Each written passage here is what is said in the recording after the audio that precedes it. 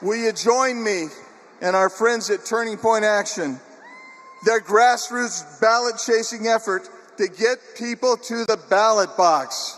Will you do that? Will you help us chase the ballot? That seems soft to me.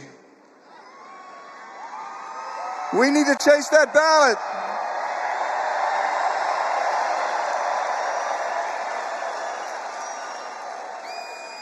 We need President Trump. We need Carrie Lake in the Senate. We need in Congress, we need Eli and Paul and David and Abe and Juan.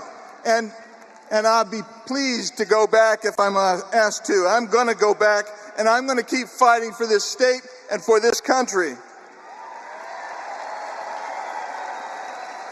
We need every county supervisor to be a Republican. We need every school board member to be a Republican. We have a great candidate to replace. I don't know, I'm trying to filter here. We're replacing the county recorder here in Maricopa County, Justin Heap. We need the Corporation Commission to be Republican hands. And can we work together, you and me, to elect Republicans up and down the ticket, from Donald Trump to every office in the state? And are we going to turn Arizona ruby red, deep red, unmistakable, send a message home?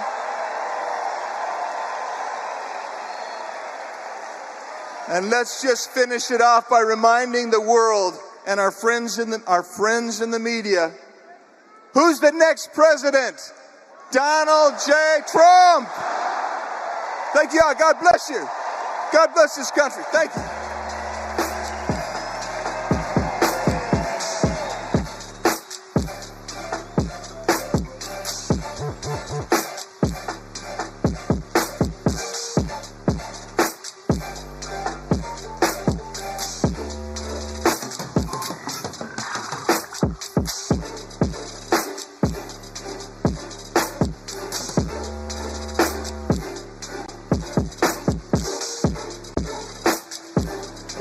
Ladies and gentlemen, please welcome to the stage County Recorder candidate Justin Heap.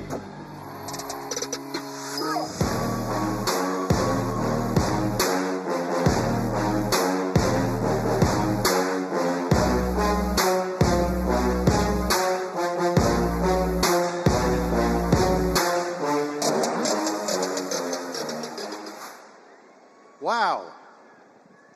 I got to tell you, this is a good-looking room full of patriots. You want to know the best thing about speaking at a Trump rally? Is you don't need to use AI to make it look like the seats are full.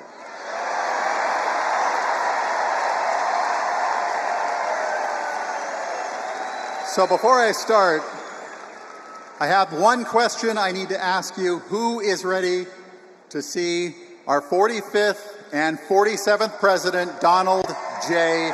Trump?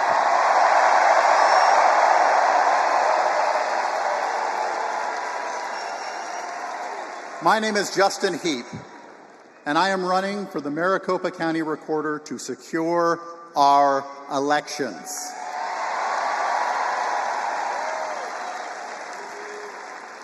I am honored and humbled that just a few short weeks ago, hundreds of thousands of hard-working Maricopa County voters from Wickenburg to Scottsdale, from Anthem to Gila Bend, turned out to choose me to represent them for the Maricopa County Recorder's position, and to be the Republican nominee for one of the most important races in America today. Whether we wanted it to be or not, election integrity has become the civil rights issue of our time. And despite the clickbait smear pieces of the left-wing media I am proud and ready to stand before you as a fearless defender of your God-given right to free and fair and honest elections.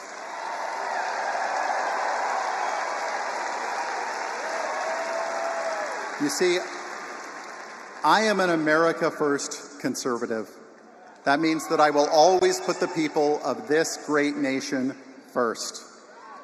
When I take my oath of office, I will always make sure that every lawful, law-abiding citizen is put first, and that the citizens of the great state of Arizona will always come first.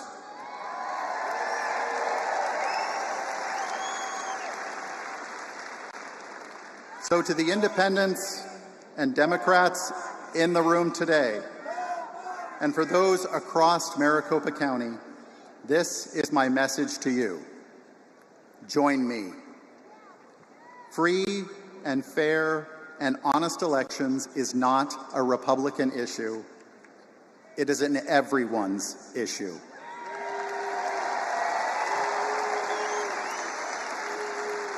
I'm old enough to remember when it was Democrats that were raising the alarm bells about the insecurities in America's election system. Democrats like former President Jimmy Carter, who sounded the alarm about the systematic insecurities of universal absentee voting. Democratic senators like Senator Elizabeth Warren, Amy Klobuchar, and yes, even then Senator Kamala Harris, who while serving as the most extreme left member of the Arizona Senate, still discussed the inherent vulnerabilities of our use of voting machines. If she were here today, I imagine that she would say that she would like to see our elections for what they can be, unburdened by what has been.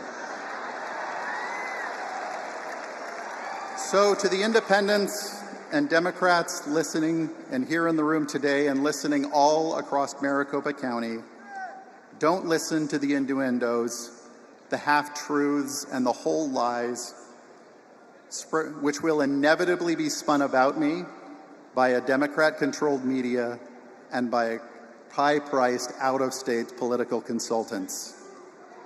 Hear me right now.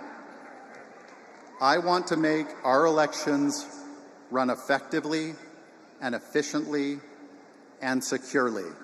Nothing more, nothing less.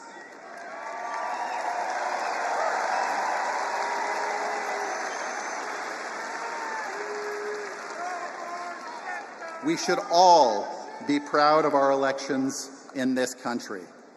But sadly, as I have traveled across this country, it has become clear to me that our system is broken and desperately in need of repair. Over the past 180 days, I have attended 208 events, listening to voters from everywhere in the county and of every corner of the political spectrum, hearing about their lives and their life stories, hearing their concerns. And as I did, one common theme became crystal clear to me. The voters are sick of our elections making us a national laughingstock.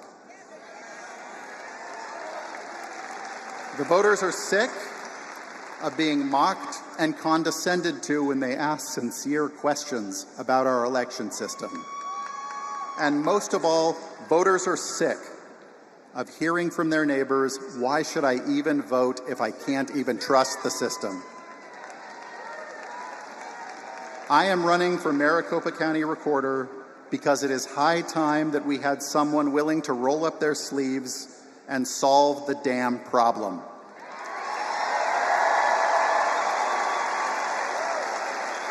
Let me be clear. Every voter, regardless of political party, should be able to have confidence in the process and outcome of our elections. Every voter should be respected by the people running our elections. Our election laws must be followed, and the plague of Election Day problems that we have seen in recent years must end now. And for heaven's sake, we need our election results by election night.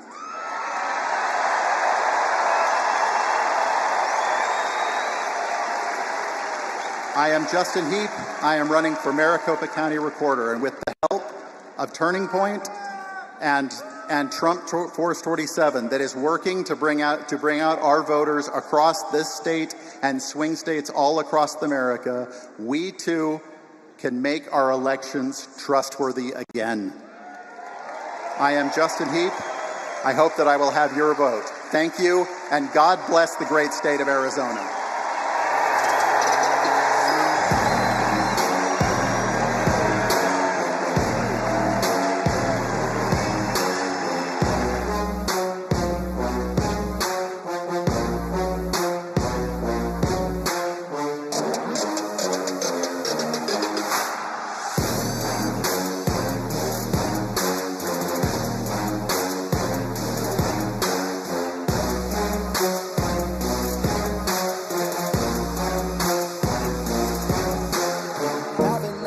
Ladies and gentlemen, please welcome to the stage Abe Hamadeh.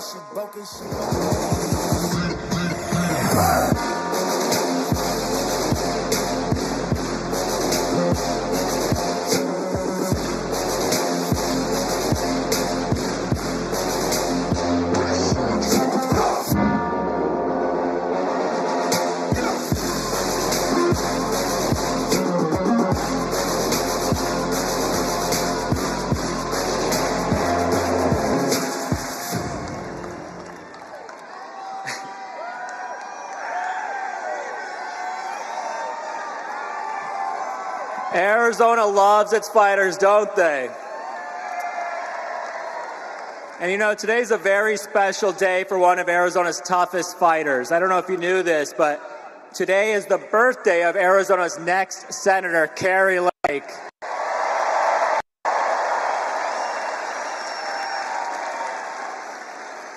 Believe me, she's the most courageous and loyal woman I know, and we are going to get her elected. I'm Abe Hamadeh. I'm a former prosecutor, and I'm a former captain and intelligence officer in the United States Army Reserve.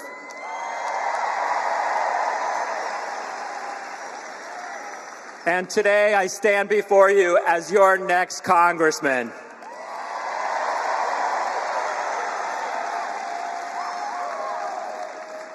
And I know our country is worth fighting for, and that's exactly why we're all here today. What we've witnessed over the past 4 years is an unprecedented attack on the American people and the very foundations of our country's principles. The radical left has infiltrated every aspect of our lives. And it's not just the government we're fighting. It's the entrenched political class who have enriched themselves at the expense of the American people. It's the corporations who want to shove their woke agenda down our throats. It's the propagandists in the media. You see them back there?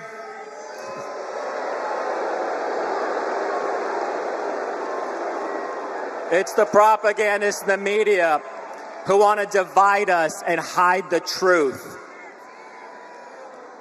Now, make no mistake, we are at war with the radical left. And that's why it's time to elect President Trump and Carrie Lake so we can go back on offense.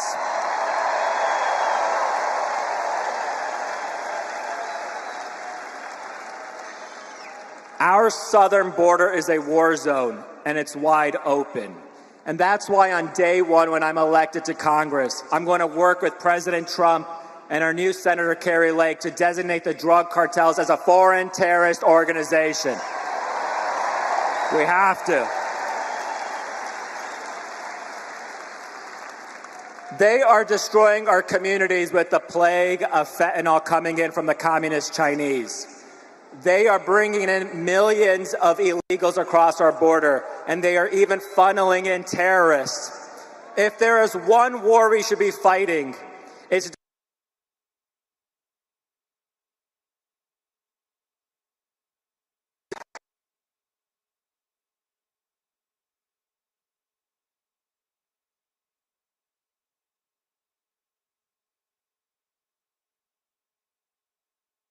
system has been weaponized, and our cities have turned into Gotham. It's time we restore law and order. It's time we hold those who seek to destroy our country accountable.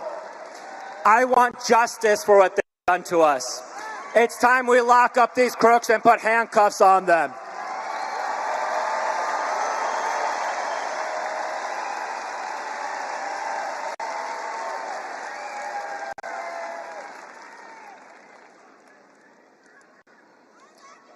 Now, the media loves to lie about us, don't they? Believe me, I know. But the truth is, the America First movement is all about giving a voice to the forgotten men and women of our country. We want a secure border again. We want cheap gas again. We want affordable groceries again. We want to preserve Social Security. And we want to restore American jobs and not send them overseas. And most importantly, we want fair and honest elections.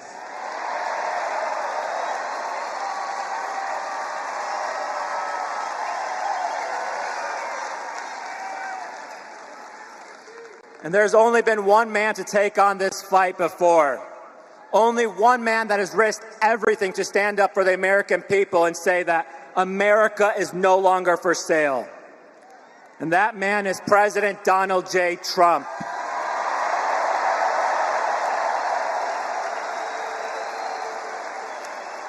And he has never stopped fighting for us. He took a bullet for us, and he will never surrender.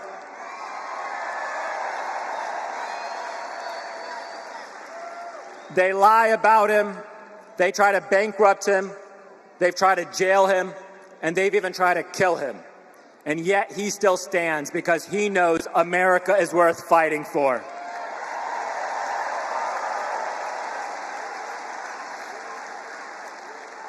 You know it, and I know it. We could feel it in our gut that what happens this election will determine our country's future for the next century.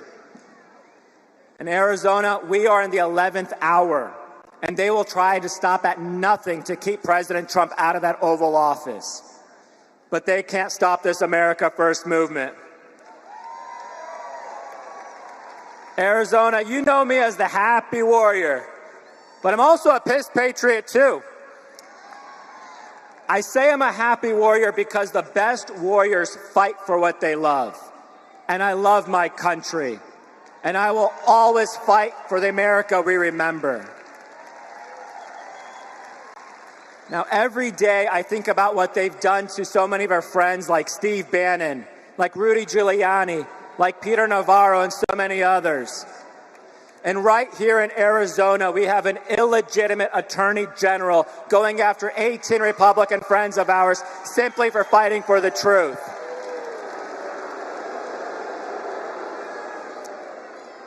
Their hubris and lawlessness has no limits. And just for being here at this rally today, all of you have become a threat and therefore a target.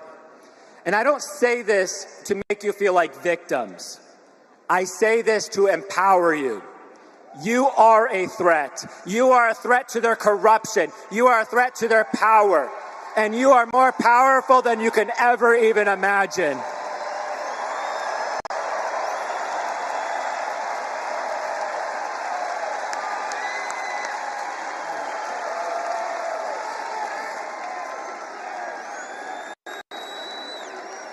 And that is why I'm asking you to stand with President Trump, Carrie Lake, and the entire America First movement all across our country. I'm asking you to join us in battle as we fight to save the America we love and restore the principles that made America the greatest country in the history of mankind. We owe it not only to future generations, but to every single American that has shed blood for our country. From Lexington and Concord, to the beaches of Normandy, to the mountains of Afghanistan, to the deserts of Iraq. But most of all, we owe it to ourselves. We owe it to ourselves to be able to say that we answered our country's call in the darkest of hours.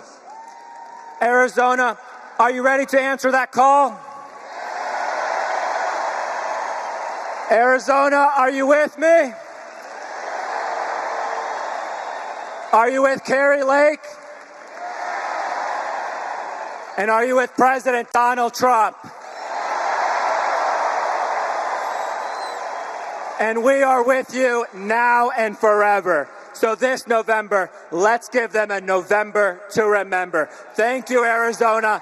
Thank you, President Trump. And may God bless the United States of America. Mike.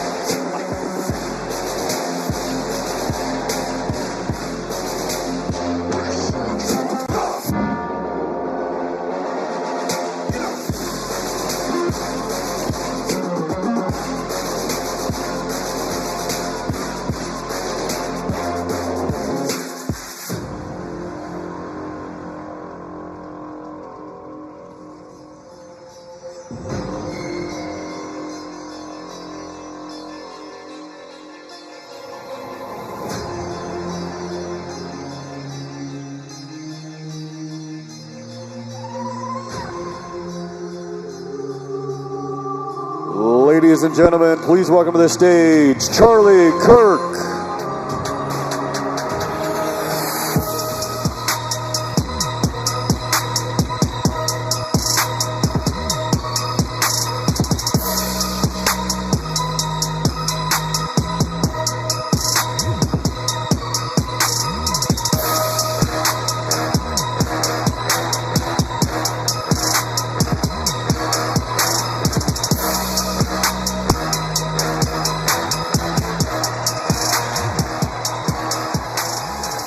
Wow.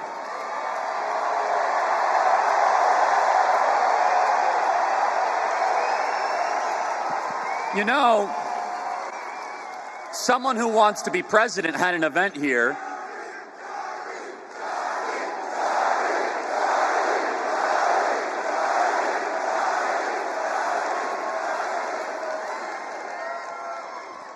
And she had to partition all this off because we draw a bigger crowd than Kamala Harris, don't we?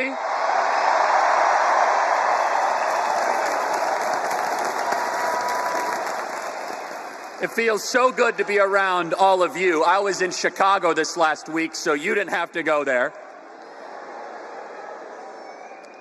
We already defeated one presidential candidate, so we might as well now defeat another one.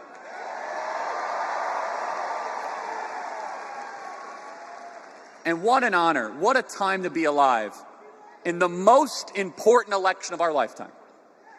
I'm traveling the country, going to college campuses. We're organizing in the grassroots. We're talking to so many voters that know it is time for change. They know that something is wrong. They're tired of sending $200 billion overseas to Ukraine while we can't secure our southern border. They're tired of seeing our homeless vets while we prioritize foreigners that come into our country. And by the way, what an insult to the legal immigrants in this country that we allow illegals to get luxury hotels who cut in line. They know that something is wrong. And many of you waited hours and hours in line. By the way, who here was waiting in line overnight? We saw that. It was unbelievable. You're right up here. 24 hours in line. Because you know you are part of something bigger than yourself. You know that you are part of the most exciting, diverse, powerful movement in the history of this country. And this movement is not about Republican or Democrat. This movement is not about conservative or liberal. And I think you're going to see that on display in a little bit, just maybe. This movement is about the citizens versus the oligarchs. This movement is about we the people versus the ruling class. This movement is about America versus the globalists. This movement is about all of us against them.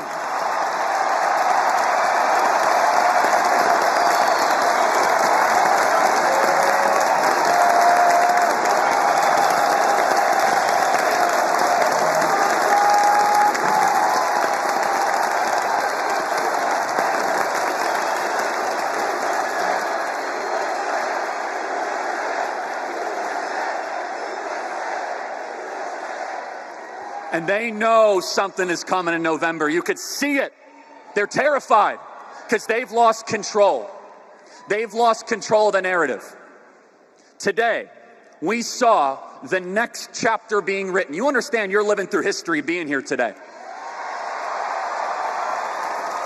You see, Kamala Harris, Barack Obama, and the Democrats, they say, vote for us. We won't improve your life, but keep on giving us power because we're going to lie relentlessly.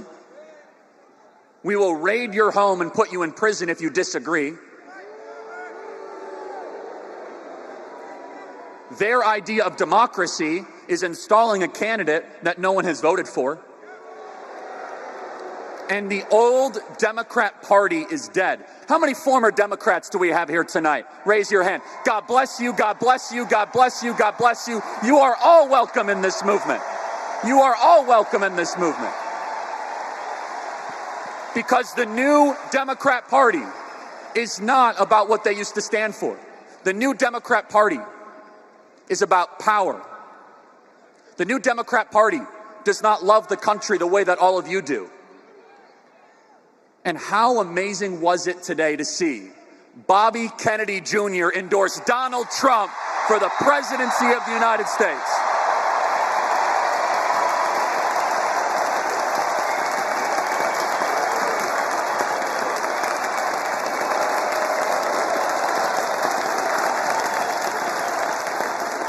You know, this has been a wild summer, everybody. Donald Trump was convicted in a show trial. We had the earliest debate ever. Donald Trump was shot and survived, and by 2 centimeters, our country lived.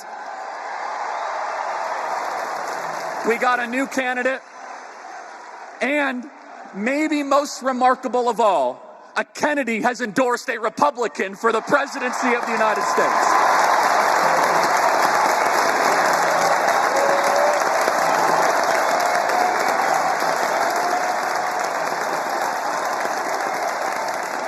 And you better believe they're scared.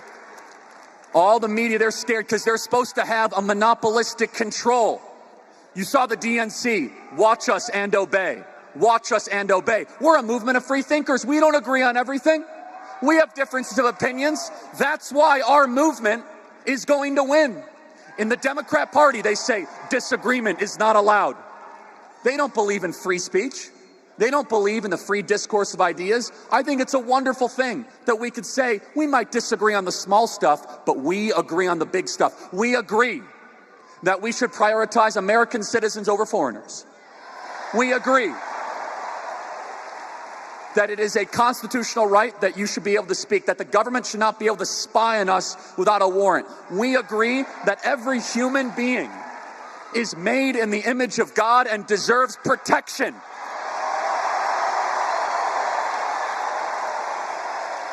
We agree in your right to bear arms. We agree that the founding fathers were divinely inspired when they wrote the United States Constitution. The small stuff we can disagree on, but the differences are dramatic. And that is why we need to extend an olive branch to the Democrats in your life, the Democrats that still have a little bit of a free thinking. Now, I'm not talking about the Democrats that got the 9th booster shot and wore a mask while they showered. I'm not talking about those Democrats. I just spent a couple days with those Democrats in Chicago. They were bragging about how many booster shots they got while they were waiting in line. I'm not exaggerating. I'm talking about the Democrat right now that is working as an Uber driver. I'm talking about the registered Democrat that is working with their hands to serve you food, and they cannot afford groceries. And maybe the only interaction that they will have with our movement is when you say, how you doing? Man, I can barely get by. I could barely get by. And you should say, you know what? If you vote for Donald Trump, you're actually not going to be taxed on your tips.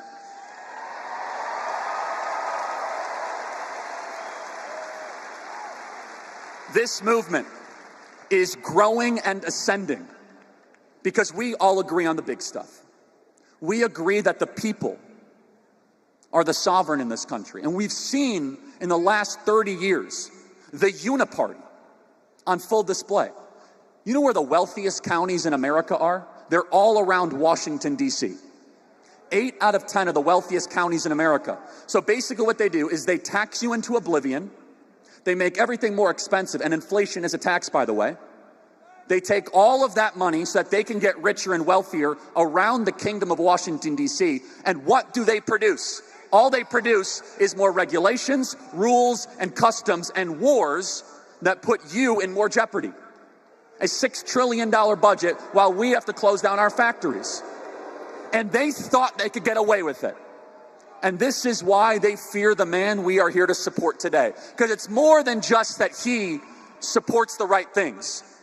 It's that he had the brilliant and uniquely American idea to bring all of you in the room where the deals are negotiated, where you get a seat at the table. And they hate that. They hate it because you're not supposed to be involved in this. You're supposed to just kind of be on the vote for me every 4 years, give me more political power, and stay out of my business. You're not supposed to be aware of what the spending bills are. You're not supposed to care that our communities are being overrun by people who are never invited here, that newcomers are squeezing our social safety net. And what has happened is we are seeing an explosion in citizen participation. And this rally, you look around, this is incredible, is only a starting point. But what they will really fear, you know what the Democrats are going to be terrified? They're going to be terrified if every single person here makes a pledge and says, I'm going to go find 100 new voters and I'm going to go make sure they vote. We have nearly 16,000 people and thousands of people outside. We'll get the final count. If everyone here just found 10 new voters, that would be 160,000 new voters here in the state of Arizona, nearly 16 times what the ballot shortage was in 2020. You want to make it too big to rig? Let me tell you the open secret of this event. This room can deliver the state of Arizona for Donald J. Trump. This room, all of us together, this room.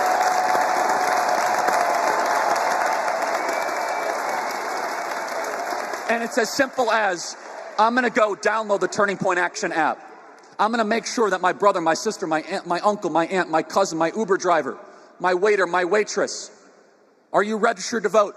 Nah, it's a waste of time. No. I'm not asking you to storm the beaches of Normandy. I'm asking you to fill out a piece of form, fill out a paper, put it in the mail.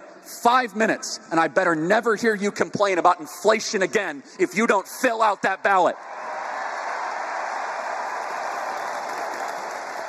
On October 7th, which is tragically the anniversary of the terrible massacre in Israel, ballots go out in this state. Ballots are going to be scattered all across this state. What the Democrats do is they will deploy thousands of paid operatives to go find those ballots, to try to chase them and get them into the system. Now, I'm not here to try to change your method of voting if you want to go vote on Election Day. All for it, I get it. But I am going to say, for the plumber, the electrician, the welder, for the person that's never voted before, we want them to hopefully try to vote early than not vote at all. For the people that never vote, it's a waste of time, it's a whatever, say, hey, knock on their door. Can you get this piece of paper and put it in the mail? Or how about this? If we say that everything's going to work perfectly, remember what happened in 2022 when half of all the machines failed? And Carrie Lake should be governor of this state if all those machines actually worked? So if you are looking for a way to get involved, if you say, Charlie, I can't take it anymore, I'm tired of being a spectator, I want to be a participant, we have to flood the zone. And remember that Election Day is the last day of voting, not the first day of voting. Think of it this way. Our supporters are so fired up to vote for Donald Trump. Shouldn't we give our movement more days, not less days, to go vote for the 47th President of the United States? And how tragic it would be if we flood the polls on only one day and the machines go down and we have 4-hour waiting lines and the single mom that wants to vote for Donald Trump says, that line is too bad, I bet Trump wins anyway, and we fall 10,000 votes short. If you are willing to wait 4 hours in line, God bless you, because many of you just waited 4 hours in line to come to this rally. I think it's great. But we have to think and remember, this movement expands to people that don't have the time, the capacity, the energy, or the spirit. I'm going to close with this. This election is the hardest I've ever worked towards a single objective in my life. And we've done a lot of things at Turning Point, by the way. Largest high school program in the country, largest college program in the country, now the largest ballot chasing operation in the country. And thank you for all of you that have supported it. It's absolutely amazing.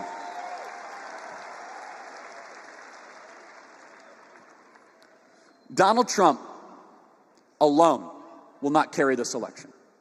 Think about how much he's already done and how much he's been through. He's taken the entire country and he's put it on his back. Try to take his business empire away from him, sue him, slander him, indict him. He has sentencing coming up in September. He's been shot. And let me just say one other thing on this. I believe that was the most witnessed televised miracle in history. The glory of God saving Donald Trump's life. And let us give God the glory. What will be the differentiator? Because the Democrats are already saying it's going to come down to a couple 100,000 votes there. Here's the difference maker. In 2020, we fell 41,000 ballots short. So I want you to think back to 2020 of what you didn't do, of the door you didn't knock on, of the friend you didn't pester to get the ballot in, of the friend that you didn't text. And then I want you to do that, and then I want you to double it. The difference maker is this. We will be outspent. The media will lie about our movement. They will lie about Donald Trump, but they can't control you. And they know it. There will be fake polls. There will be suppression polls. But this election will be a testament that the fighting spirit of the American people is alive and well. That we're willing to do the work. That the conservative grassroots are willing to go out in 106-degree weather and knock on the door of the single mom and say, let's get that ballot in. Let's get that ballot in. You're going to keep on showing up until that ballot is in the mail. We have an amazing opportunity in front of us. It's not going to be easy. There will be ups and there will be downs. But I want you to remember this moment. I want you to be fired up and encouraged because you are not alone. You have been gaslit these last 4 days watching the DNC. And today we put on full display the strength, the width, the depth of this incredible movement. I can tell you, looking at where this country is and what would happen if Kamala Harris becomes president, price controls, open borders, maybe World War III.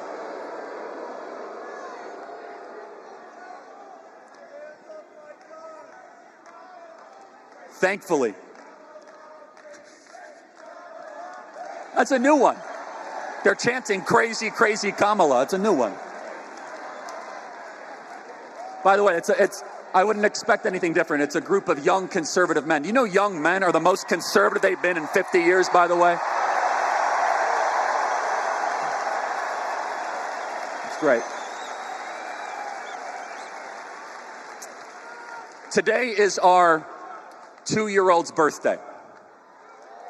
And I look at my daughter, and that is my why. And for those that are parents, you know exactly what I mean. Knock on that extra door. Go that extra mile. Talk to that extra friend. Because throughout voting month and culminating on the 5th of November, I believe it will go down as a day that people remember. As a day that is written about in history books. As the final battle from the golden escalator on down. From defeating Hillary Clinton, from the nonsense of 2020, from Butler, Pennsylvania, November 5th, it all culminates where we restore the promise that the founders gave us. And they said, hey, if the people want it, the people get it. And we, the people, take back America. God bless Arizona, and thank you so much.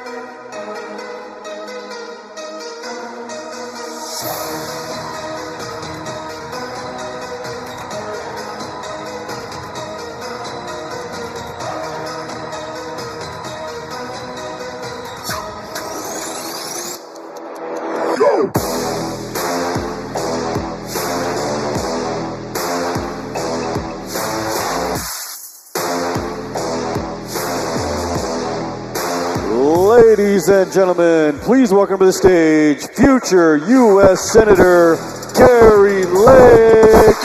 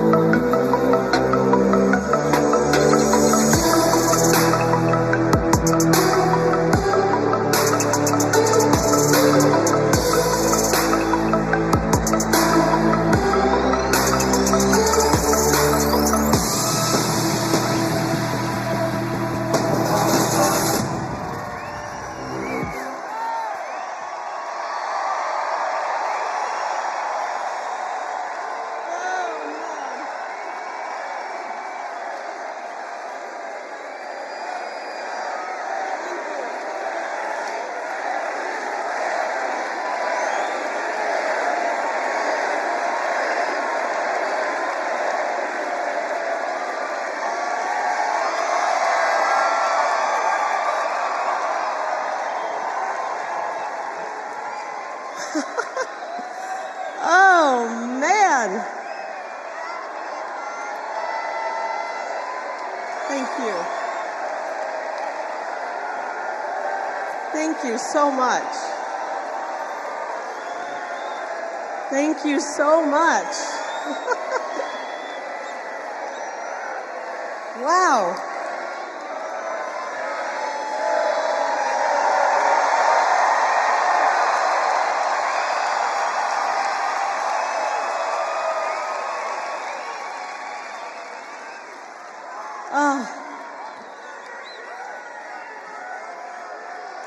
Oh, the heck with the speech. I don't need to do a speech. Thank you guys so much. Hello, Arizona.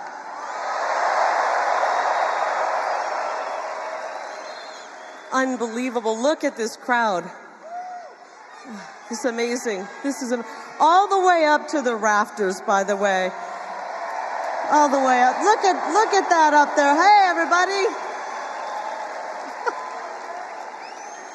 Oh man, President Trump, we're going to blow his mind today. This is amazing.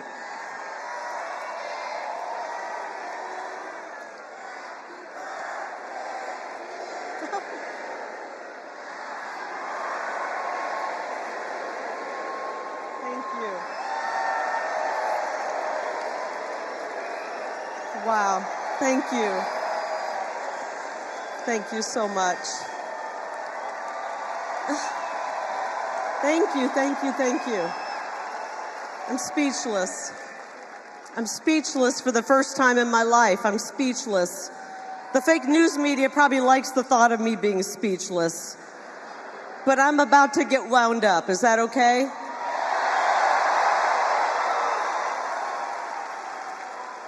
We don't need to bus people in. We don't need free concerts. We're here because we love America.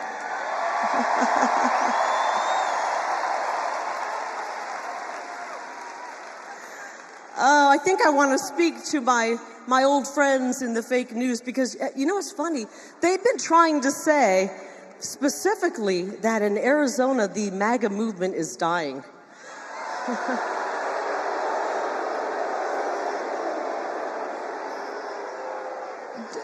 Do me a favor. Let's let those guys back there in the fake news know that MAGA is alive and well in Arizona.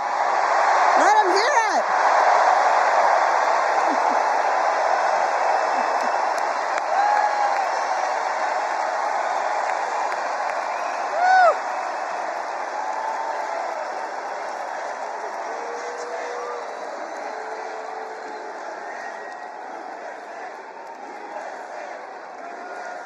Oh, it's funny. It's actually pretty funny.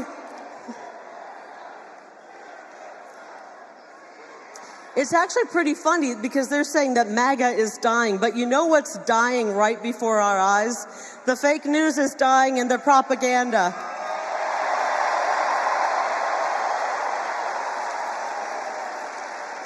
They're made up narratives.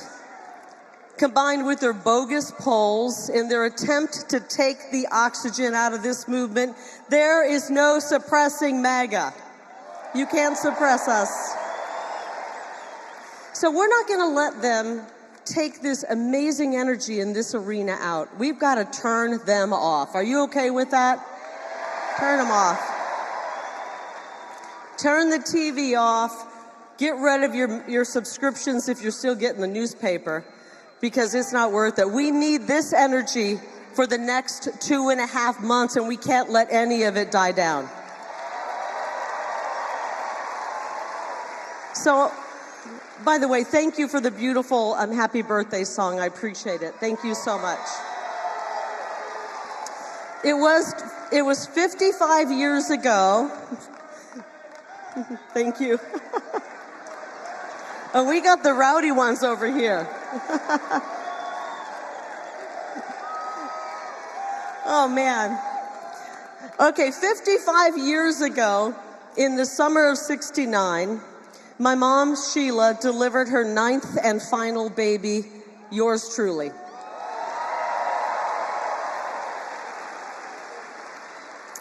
I wish that my mom and my dad were alive right now to see this. I really do. My mom was a nurse. My dad was a very successful head football coach.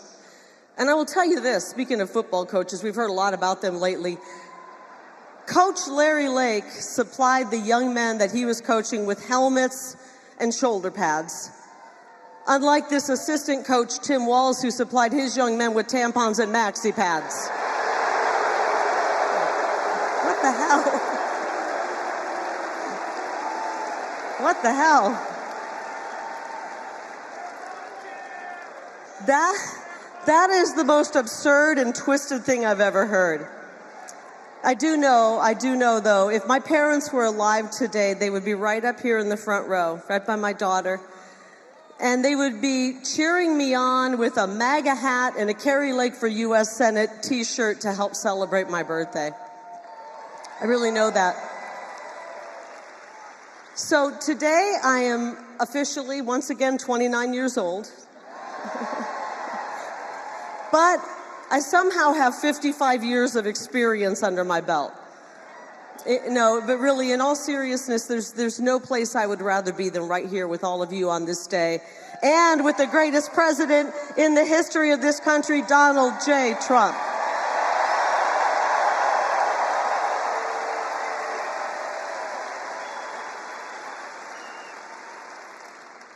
I'm worried we're going to wear out our energy. We got to save some of this because the man you're here to see is coming up next.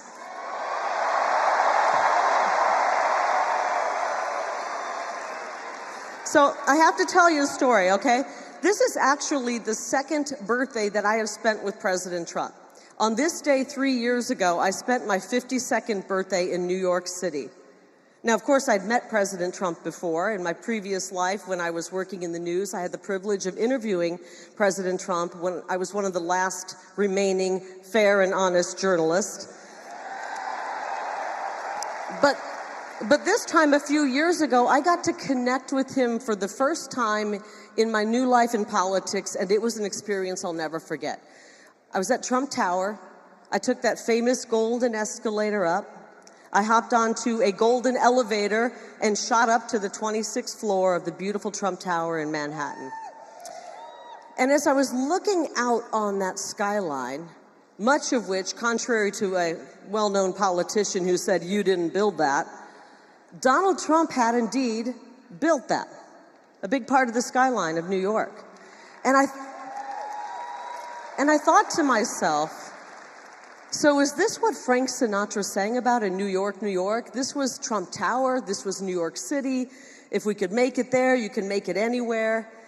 Jeff and I were there. We were led into his office, and behind a large, beautiful desk sat a larger-than-life Donald J. Trump.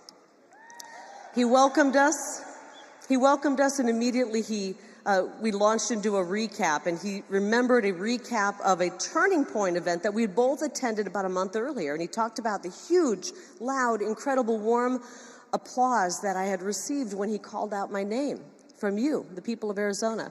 And he said to me, "I'll never forget it. He said, Carrie, that wasn't a poll that you hire a pollster to do. That was a real poll. That was the people telling me who they support, right? And then he began asking a few questions about how the campaign was going, polling, about policy. And I'll be honest, I was able to answer all of them with no problem, except one. A very important question that took Jeff and me completely off guard. And my husband, I don't know where he is. Are you out here, Jeff, somewhere? Come here, hon. Say hi to Jeff, please.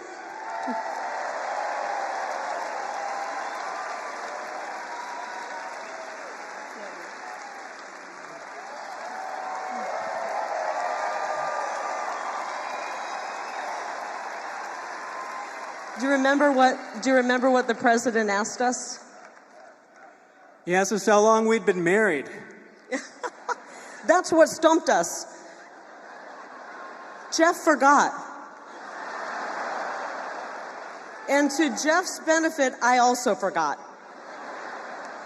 Now, we turned to each other and we started counting and doing the math, and we came up with the figure 23 years. So we'll never get that wrong again, will we? I love you. I love this man. Thanks, hon. 3 weeks ago, Jeff and I celebrated our 26th anniversary. It feels like the first year, doesn't it? So let me get through this story. So what was supposed to be a 15-minute meeting had turned into an hour-long conversation with Donald Trump. At the end of it all, the president rose, he shook our hands, he told me he would support me and endorse me. It was the greatest birthday gift I'd ever received. Really great. So, long story long, I spent my 52nd birthday in New York City with the greatest president. I'm spending my 55th birthday here in Glendale with all of you and the greatest president.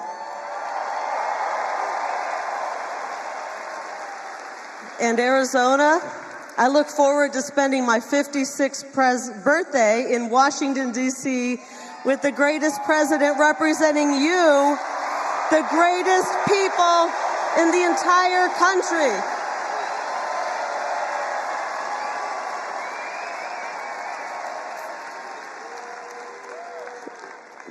Decades ago, like many of you, on my 18th birthday, I registered as a Republican, inspired by a man named President Ronald Reagan, whose very powerful words still guide us. I think one of his most famous speeches, he said, "You and I have a rendezvous with destiny.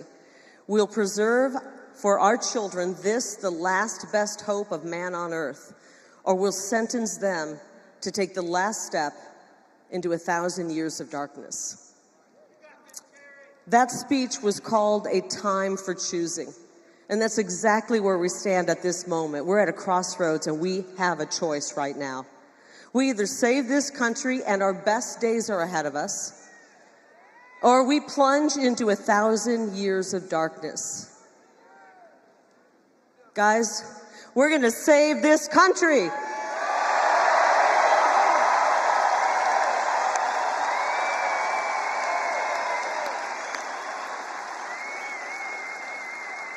Ronald Reagan spoke those words on behalf, did you know this? He spoke those words on behalf of Arizona's favorite son, Senator Barry Goldwater, a man whose Senate seat I would be honored to fill. I really would. The media, back then the media called him extreme. The media called Reagan extreme. They called Trump extreme. They call me extreme. And they call each and every one of you extreme. Yep. Because we are on to their corrupt system. Can you imagine? Can you imagine calling a middle-aged mom like me a far-right extremist? She said, "We love it." You know what? So far, I have been right about everything. And the only extreme thing about us and me is that I'm extremely worried about my children's future. I am. I'm extremely worried about what my opponent, Ruben Gallego, will do to the state that we love. I'm running against the most radical man to ever run for office in Arizona history. Have you seen Ruben's commercials? Honestly, they should come with a laugh track because they are an absolute joke. They really are. For a decade in Congress, this man was a card-carrying member of the Progressive Caucus, a man actually to the left of Bernie Sanders and to the left of the Squad. And now he's bombarding our airwaves with ads meant to make him look like a cross between Mr. Rogers and G.I. Joe. When in reality, he's just Nancy Pelosi with a scruffy beard.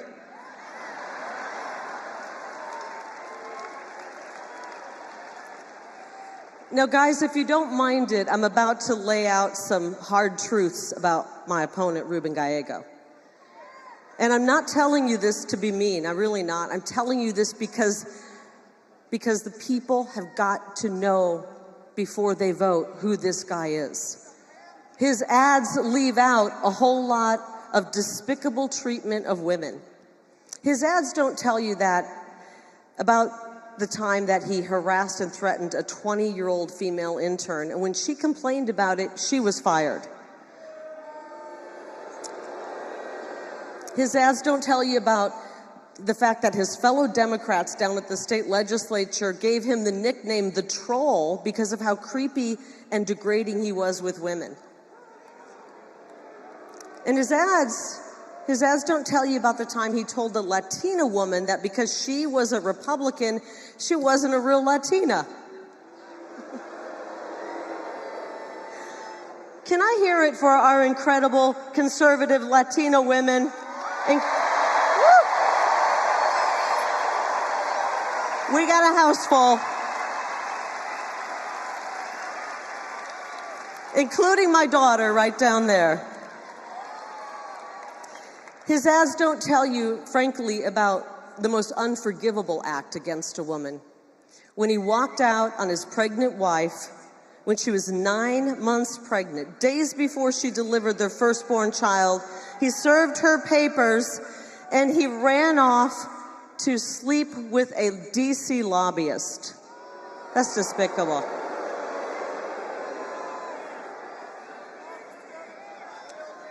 I can promise you, if Ruben Gallego will abandon his family to jump in bed with a lobbyist, he will abandon Arizona in favor of DC lobbyists every single vote.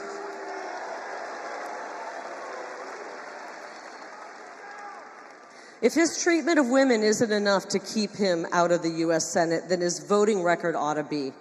I want to talk about his votes. He supports open borders. He told donors, this is actually shocking, he told donors when it comes to the border, it's not his expertise. He called the border wall, which is keeping us safe in some areas, dumb and stupid. And he voted against the SAVE Act. That means he wants millions of illegals to vote in this upcoming November election.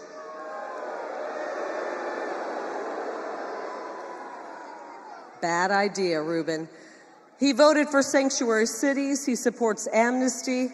He's weak on law and order. I don't even think he likes our police officers. He actually called them the bad guys. He did. The direct quote, in case the media wants to, fact check me, he said the bad guys are the ones behind the police line. How dare you, Ruben? How dare you? He marched and defund the police rallies, and then he threatened ICE agents. He's weak on the economy. He voted for legislation that resulted in this 40-year high inflation. That's why we can't afford anything. And when it came to the very short period of time that he worked in the private sector, he was a director for a bank that built immigrant families out of their life savings. At another company he worked for, under federal investigation during Ruben's time for Medicare fraud. Guys, I'm telling you all this because the fake news media won't cover him. Let me tell you, if I had one of those digs against me, they would be all up, all over it, and they won't cover him. If Ruben Gallego is willing to defraud Medicare, he's willing to cut Medicare. He ripped off our seniors before, he will do it again. I want you to know when it comes to Medicare and Social Security, our seniors paid into it and they lived up to their end of the deal. Uncle Sam needs to live up to his end of the deal.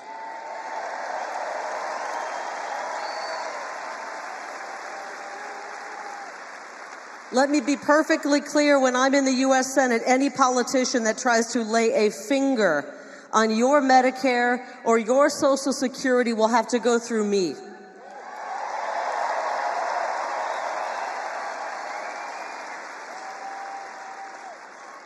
And worse yet, they're going to have to go through President Trump, and that guy's bulletproof.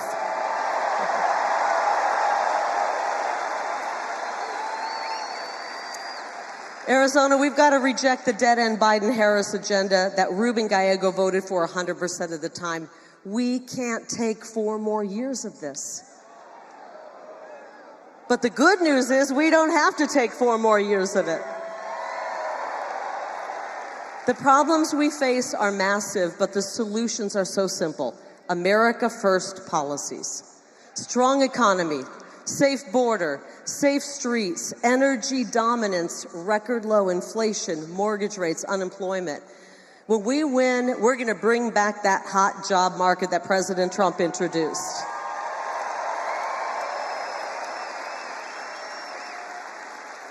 Frankly, the only people I want to see out of a job are the human smugglers, the drug smugglers, the child traffickers, the cartels, and I'd like to see the propagandists in the media on the unemployment line.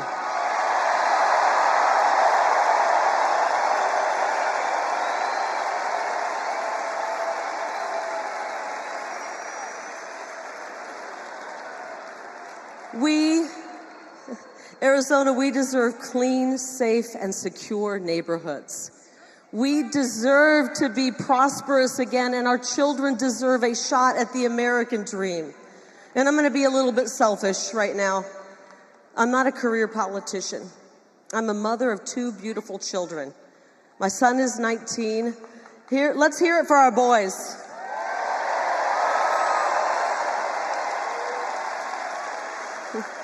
Our strong, young men, we need you guys. I'm worried about my son and daughter's future, and I'm worried about your future as well. I'm a fed-up mama bear who recognizes that President Trump is the only person who can lead us out of this nightmare and restore the American dream.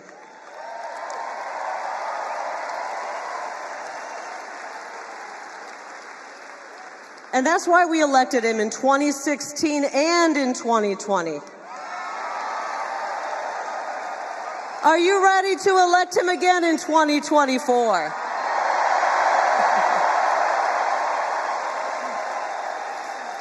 Arizona, vote Trump for president and Lake for U.S. Senate.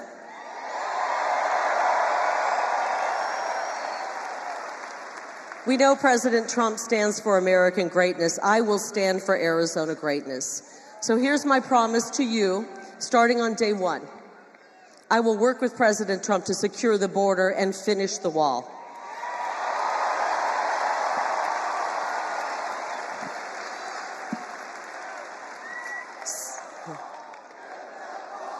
That's right. That's right.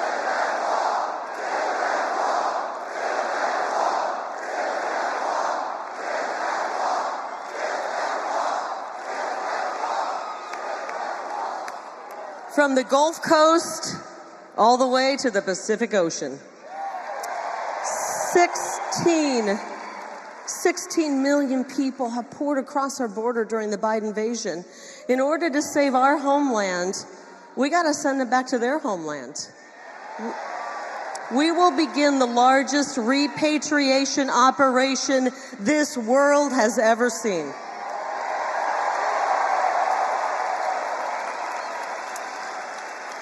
We will define the drug cartels. We will define the drug cartels as foreign terrorists, and we will use every ounce of energy our law enforcement and military has to put them out of business for good.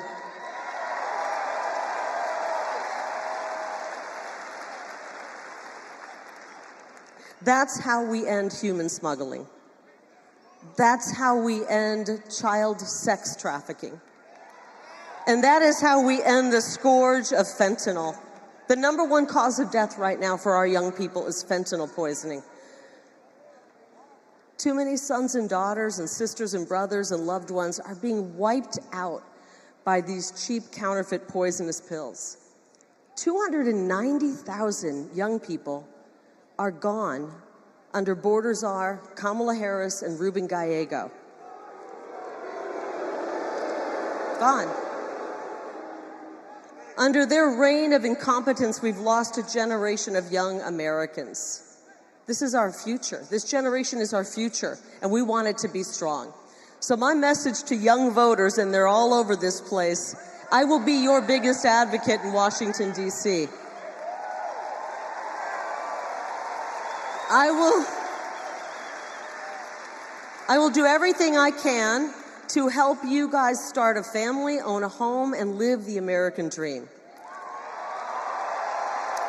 I have one favor to ask you, though. I want you guys, when you think of that American dream, to dream big, really, really big, okay?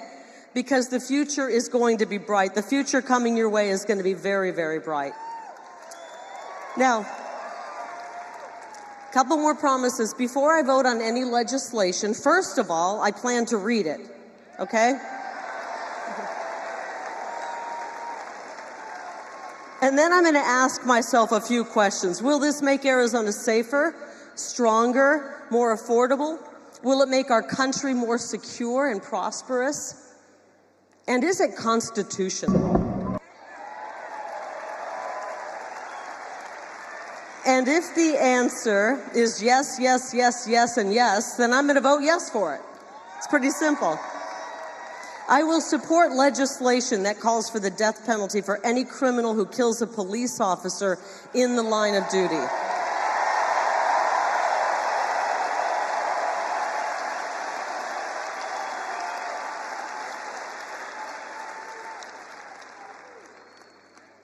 And my message to law enforcement, any of you in this crowd, let me hear from you if you're in this crowd and you're law enforcement.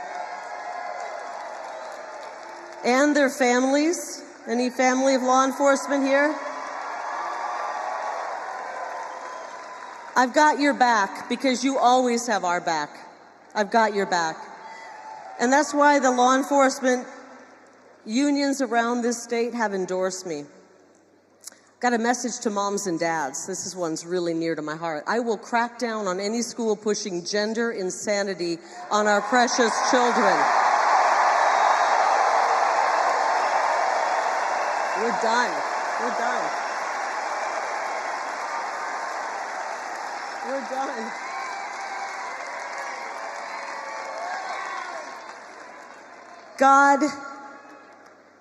God did not put our kids in the wrong body.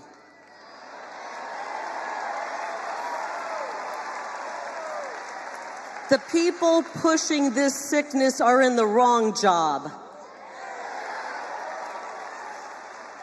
I will support education that focuses on teaching the fundamentals along with skills training so our kids are ready for the jobs right out of high school. And I will help save girls' sports and save women's athletic scholarships. Girl power. Democrats always say, trust the science. Well, I do, and the science shows there's only 2 genders.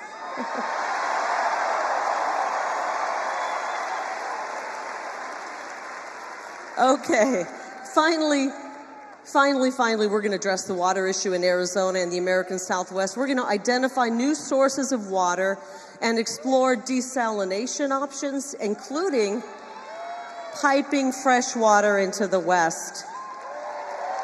And we're going to make California do more to collect water runoff and snowmelt. Arizona's tired of being punished for California's recklessness.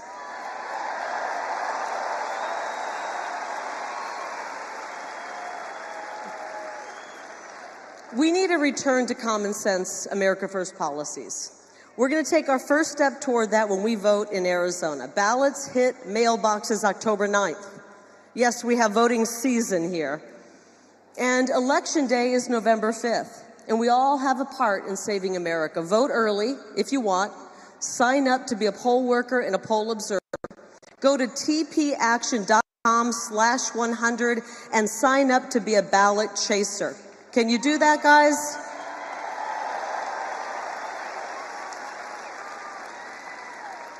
And if you know somebody who lives outside of Arizona who wants to come and help our state, Turning Point Action will pay for their hotel for the month of October so they can come in and chase ballots. Invite your friends in. We all have got to get involved. No one is too young, no one is too old. We welcome, and Charlie said it. By the way, is Charlie Kirk great? He's amazing.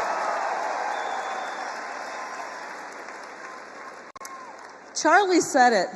We welcome all Republicans, independents and disaffected Democrats to this movement. It's called America First. We're not just Republicans first, we welcome everybody. This is about bringing America together. Our founding father, Benjamin Franklin, was 81 years old when he said, "We have a republic if you can keep it." We are in the if you can keep it part. And at 43 years old, John F. Kennedy famously said, "Ask not what your country can do for you, but what you can do for your country." We got to step it up and save our country right now. And one of the greatest leaders in humankind who's about to take the stage always says, "Let's make America great again."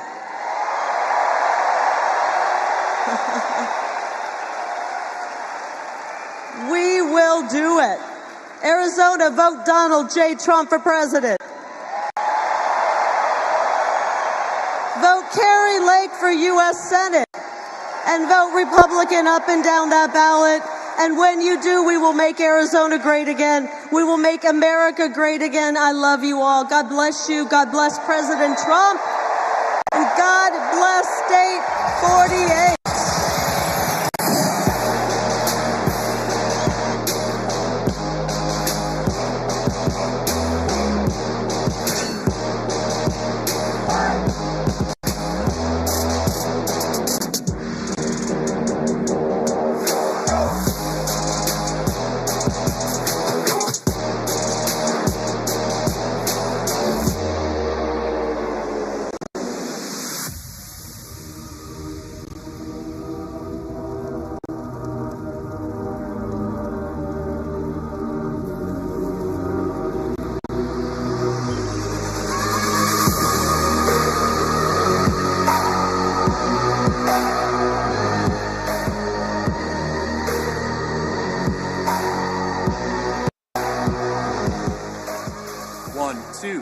Presidential mic check. 1, 2.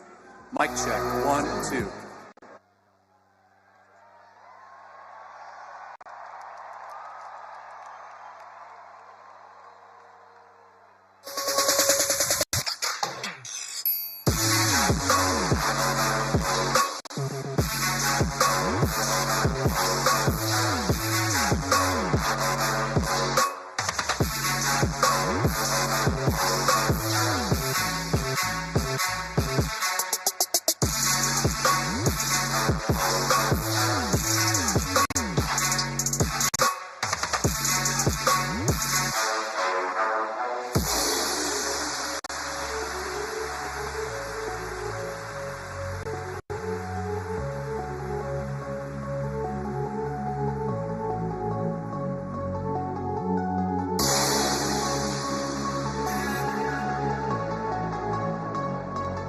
Expenses have skyrocketed by double digits since Biden and Harris both took office. Since then, the burden of record high inflation has continued to push the limits for people across the country. The number of Americans living paycheck to paycheck jumped to 61%. Our domestic policy, economic policy, immigration policy, foreign policy, energy policy, law and order, all of it is downright dangerous. Americans are hurting. But we have to go forward now. The country needs a win in this. And there's only one person who can make that vision a reality. Donald J. Trump.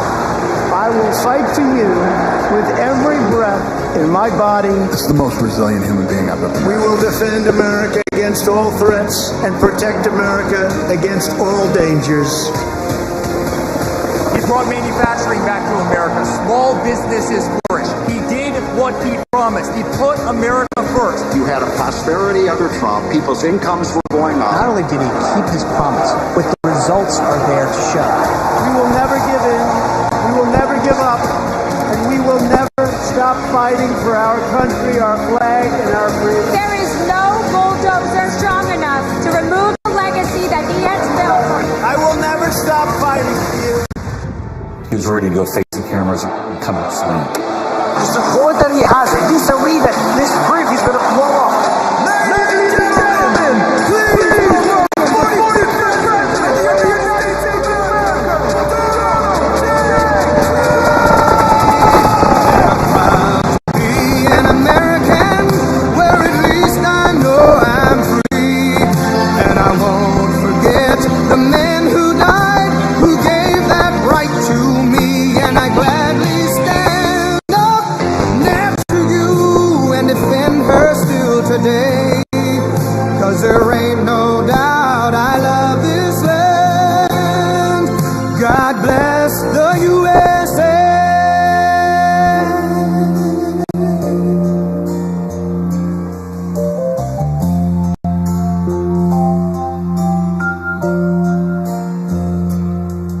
From the lakes of Minnesota to the hills of Tennessee, across the plains of Texas, from sea to shining sea, from Detroit down to Houston and New York to LA. Well, there's pride in every American heart, and it's time we stand and say that I'm proud to be an American, where at least I know I'm free. And I won't forget the men who died, who gave that right to me. And I gladly stand up next to you and defend her still today. 'Cause there ain't no doubt I love this land. God bless the USA.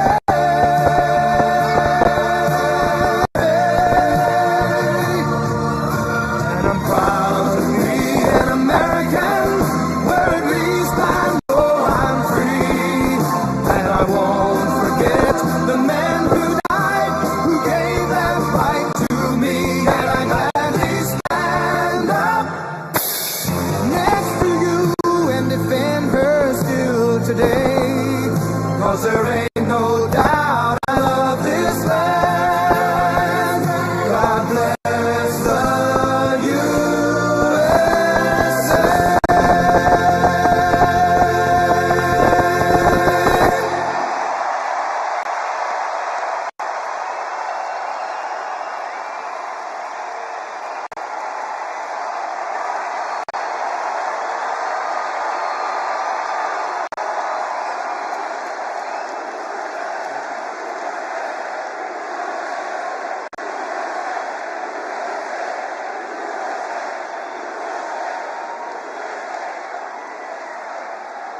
Well, thank you very much, and a very big hello, Arizona. Hello, Phoenix.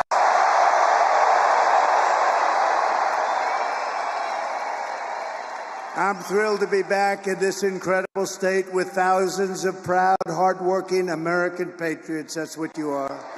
You built our country. 74 days from now, can you imagine? 74 days. Then we gently move into that beautiful White House and we take over our country and we make it great again. We're going to win Arizona. We're going to defeat Comrade Kamala Harris. And we're going to win back our beautiful White House. We're going to win it back. We're going to win it back in record force. Everyone here tonight is part of the greatest political movement in the history of our country. You know, this is the greatest political movement. It's called Make America Great Again.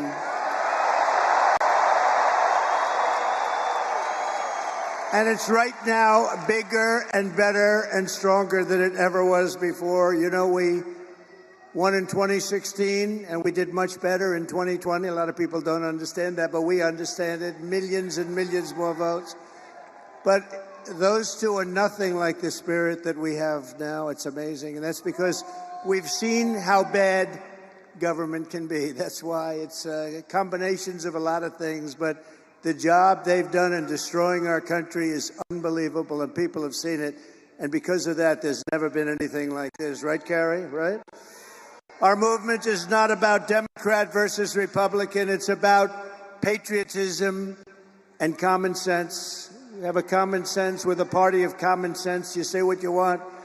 Nice to say conservative, but really, we're the party of common sense. We want fair elections, free elections. We want strong borders. We want a great military. We want great education. We want a nice home at low interest rates or low taxes and no regulations. That's why we're welcoming support from millions and millions of disaffected Democrats, and they are joining like wildfire. Now, it's a little different than it was. You know, we had somebody, I was up 18 points, and they said, Joe, you can't win. You're getting out of the race. No, I want to go and give it a shot. No, Joe, you're getting out of the race, Joe. And if you don't do it the nice way, we'll do it the tough way, Joe. And he said, okay, and now I have a new opponent. This never happened before. We spent $100 million and a lot of time on defeating him. And as soon as he was gonzo, it all started with the debate. The debate. All that time, all that effort. A friend of mine said, you did a terrible job in the debate. I said, why do you say that? Everybody said I was brilliant. They said, no, you got him out of the race with that debate. It's all right. We have to do what we have to do, right? We have to do what we have to do. And now we have somebody that, in theory, should be easier to beat. In theory, because she's a radical left Marxist, and everybody knows it. But we're welcoming the support from millions of disaffected Democrats, independents, moderates, old-fashioned liberals who still believe in things like, little things like borders. I was there yesterday. That's a scary place. Sir, it's about time that you get out of the sun, sir. We're going to have to get you out of here, sir. Let's get the hell out of here. She was the border czar. She presided over the worst border in history. Not American history, world history. Democracy, liberty, and of course, always the right of free speech. We don't really have free speech right now. The press, look at all of them. Look at all of them. Look at that. Wow. Man. That's a lot of press. That's a lot of fake news. That's a hell of a lot of fake news. Gone forever is the old Democratic Party of FDR, JFK, and that's right, even Bill Clinton. Kamala Harris's Democrat Party is the party of free health care for illegal aliens, communist-style price controls, defund the police. All her life she wants to defund the police. A little while ago, she changed, didn't she, huh? Banning gas-powered cars and sex changes for minor children without parental consent. How about that one? How would you like that? Without parental consent. Can you imagine your kid comes home without parental consent? What happened to my baby? What happened? The true divide in American politics today is between these far-left fascists, led by Harris and her group, and you know who her group is, and citizens of all political backgrounds who love our country, share traditional American values, the values that you have right here in this great state, and look past our differences to unite around a thing called our great American flag. And we should speak to our great congressmen and congresswomen, they ought to make it illegal to burn the American flag. If you burn the American flag, you go to jail for 1 year. 1 year, that's all, 1 year. You burn the American flag, because in Chicago at the Democrat deal, they were burning flags all over the place. You burn the American flag. They say it's unconstitutional to do that. I think it's constitutional. You burn the American flag, you go to jail for 1 year. Nobody's going to be burning the American flag anymore. Our opponents worship the deep state. We want to obliterate the deep state. Slight difference. Our opponents, thank you. Our opponents join with warmongers and neocons to wage endless wars, these wars that never end. We don't even know who the hell the country is that we're fighting. We believe that America is strongest when America is at peace. We want peace through strength. That's what we want. Like we had 4 years ago. We didn't have any wars, except we wiped out ISIS very quickly. It was supposed to take 5 years to beat ISIS. I did it in 3 weeks. They support coercive COVID vaccine mandates and want to fire you. If you don't obey, you get fired. We oppose these mandates as a fundamental violation of our God-given rights. We don't want the mandates. We don't want the mandates. They want to arrest their political opponents and silence those who disagree. We reject censorship in all forms, and we believe in freedom, open debate, and fair, equal, and impartial justice under the constitutional rule of law. Our opponents slander us as a threat to democracy. Trump is a threat to democracy. No, they're a threat to democracy. How many times have you heard, it's a talking point for them, right, Deb? It's a talking point. Donald Trump is a threat to democracy. And those guys say it too, because they're the same thing. They're like a part. They're a subsidiary of the Democrat Party. Meanwhile, they rig their primaries. They force out Joe Biden. They force him out of the party. Joe Biden got 14 million votes in an unconstitutional coup, and they appoint a nominee who never got a single vote. And when she ran against this guy, and I'm no fan, he was the worst president in the history of our country. He let in millions and millions of people through her. Let in millions of people would destroy our country. But we're going to get those people out, the people that came in here from jails and prisons and mental institutions. But they threw them out. They ran against each other for the primary, and she never even made it to the first state, the great state of Iowa. Never made it. And now she's the one running. A little strange, isn't it? You see, that's really a threat to democracy if you get right down to it, right? In our movement, we know that democracy does not mean rule by the Democrat establishment. It means rule by the American people.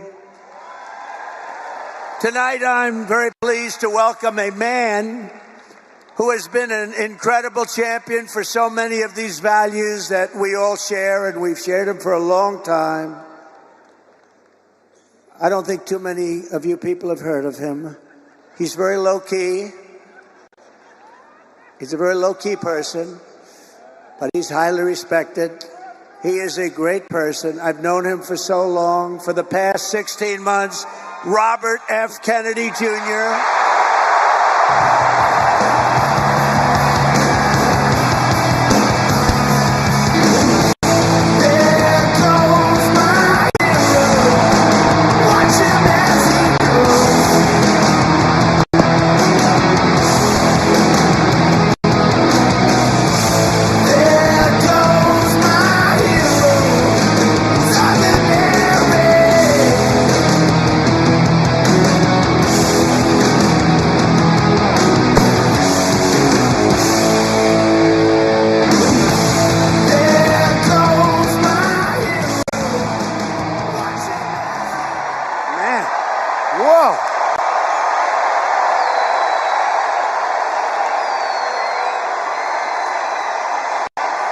And he deserves it. He deserves it.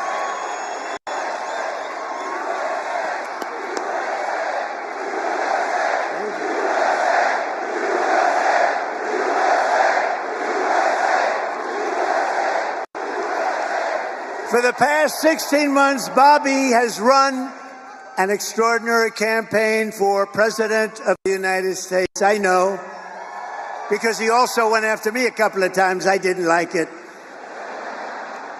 And I mean this sincerely. Had he been allowed to enter the Democrat primary, he would have easily beaten Joe Biden, but they wouldn't let him in.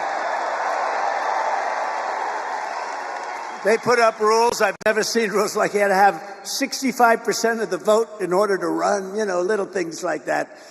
His candidacy has inspired millions and millions of Americans, raised critical issues that have been too long ignored in this country, and brought together people from across the political spectrum in a positive campaign grounded in the American values of his father, Robert Kennedy, a great man, and his uncle, President John F. Kennedy. And I know that they are looking down right now, and they are very, very proud of Bobby. I'm proud of Bobby. You want to know the truth?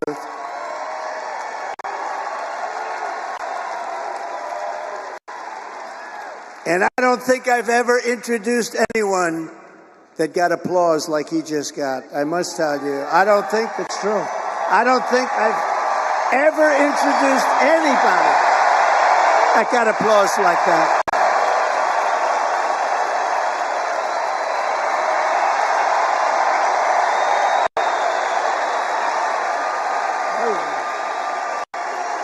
Amazing. It's true.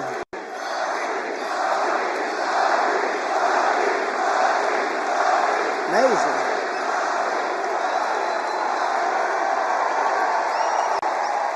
Soon after I can't even believe I have to say this, nearly assassinated in Pennsylvania last month, Bobby called me to express his best wishes.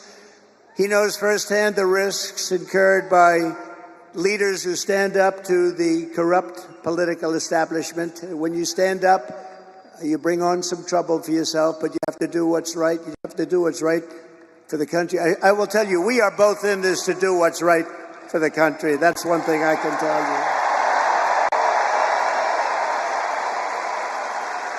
you. He lost his father and uncle in service to our country, and Bobby himself was subject to repeated threats to his safety during the course of his campaign while being denied protection by the Harris-Biden administration. And this is a tribute in honor of Bobby. I am announcing tonight that upon my election, I will establish a new independent presidential commission on assassination attempts. And they will be tasked with releasing all of the remaining documents pertaining to the assassination of President John F. Kennedy,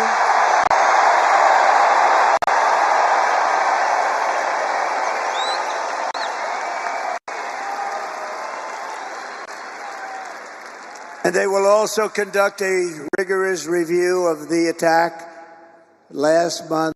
But I tell you, I have never had more people ask me, please, sir, release the documents on the Kennedy assassination. And we're going to do that.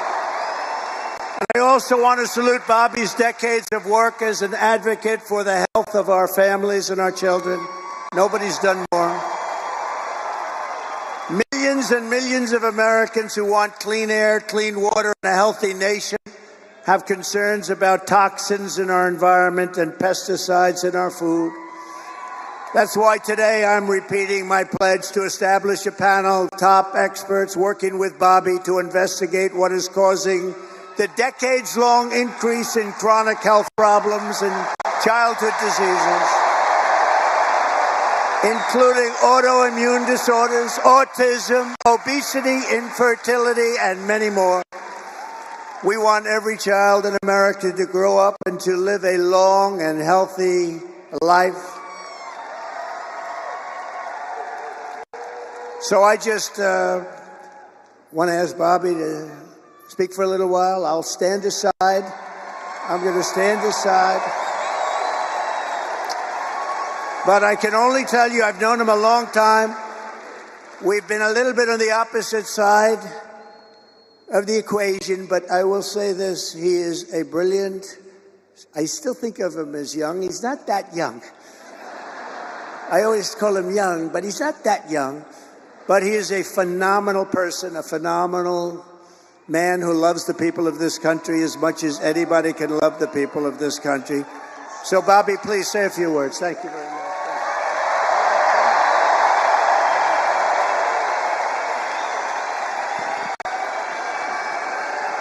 Thank you.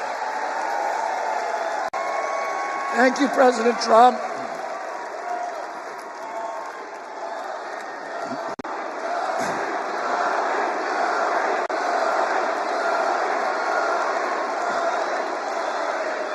Thank you. Now, a few hours after the assassination attempt at Butler, I got a call from a safe food advocate named Kelly Means, who's been fighting for many years to try to end the corruption at CDC and FDA and USDA. And these institutions, these regulatory agencies, are actually run by the big food processing companies, the big ag and the chemical companies that they're supposed to regulate. And he said to me that he'd been advising me for many years and on my campaign. And he told me that night that he was also advising President Trump. And he asked if I would talk to President Trump. And I said, of course. And about a few minutes later, I got a call from the president. And we talked. We had a very good talk. And then he invited me to come see him the next day. And I went to Minneapolis and saw him. We met again a couple of weeks later in Florida. And we talked about, not about the things that separate us because we don't agree on everything, but on the values and the issues that bind us together. And one of the issues that he talked about was having safe food and ending the chronic disease epidemic.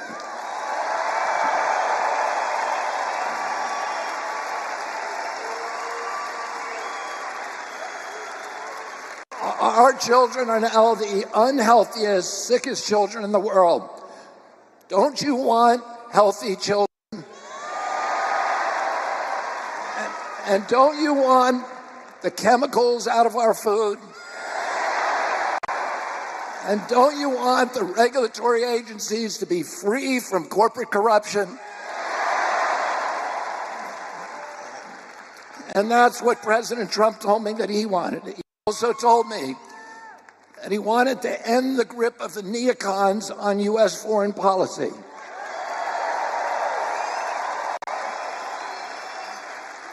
He said he didn't want any more $200 billion wars in Ukraine, that we could use that money back here in the United States.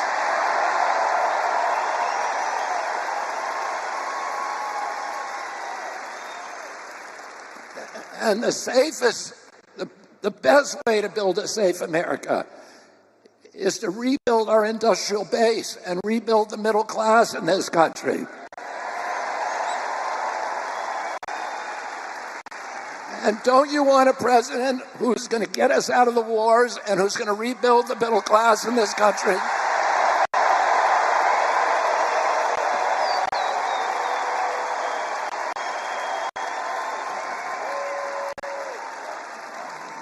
And he told me that he wanted to end the censorship because the whole basis of American democracy is the free flow of information. And we know that a government that can silence its opponents has license for any kind of atrocity. And can you think of any time that you can look back in history and say that the people who were censoring were the good guys? They're always the bad guys, because it's always the first step down that slippery slope to totalitarianism.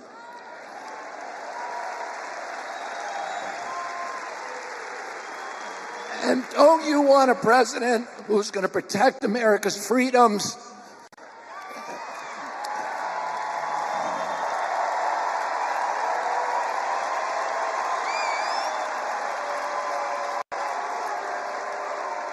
And who is going to protect us against totalitarianism?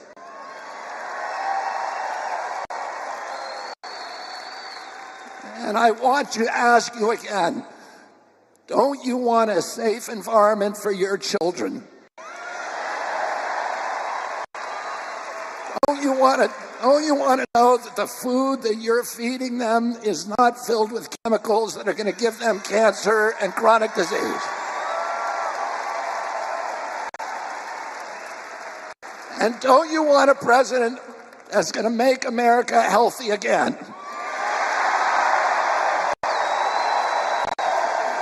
Thank you all very, very much, and God bless you, and God bless America.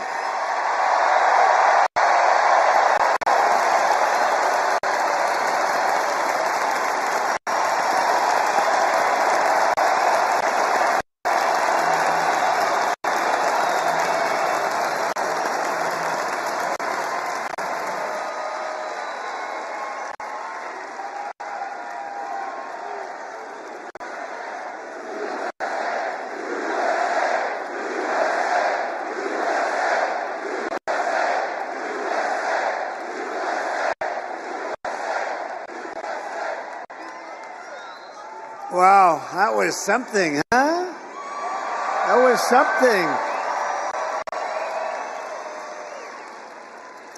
Fantastic guy. You know, he did well, and the polls are good and all, but you have to remember we have sort of like a two-party system. It was designed that way, and it's awfully tough. And as well as he did, he'd be at 10 and 15 and 16 points sometimes. That's a lot.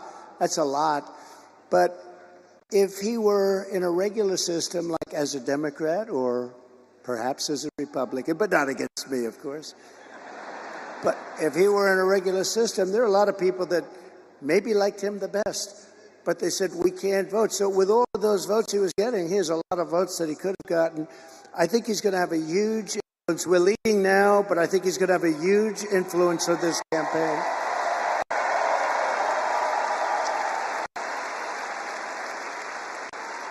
Actually, much bigger than you'd see in the polls, and those numbers are big to start off with, but Bobby and I will fight together to defeat the corrupt political establishment and return control of this country to the people.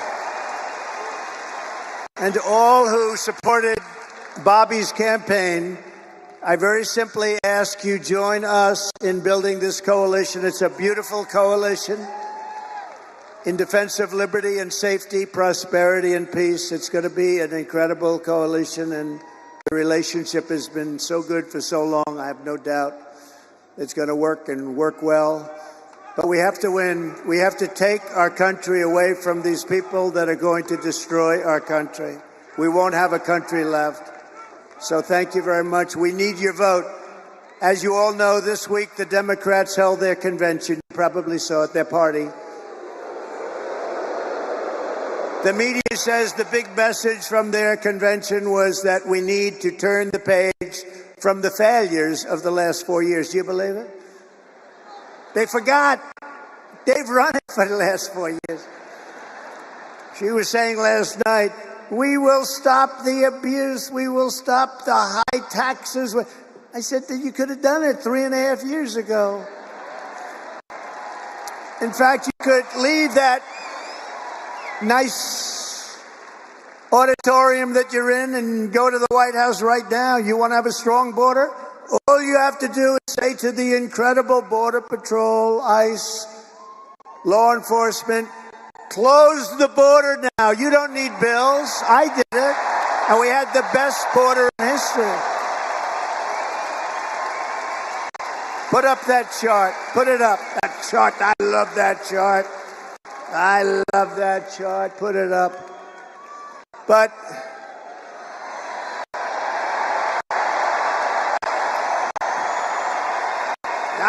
love that chart. Not everybody realizes, but that chart is very meaningful.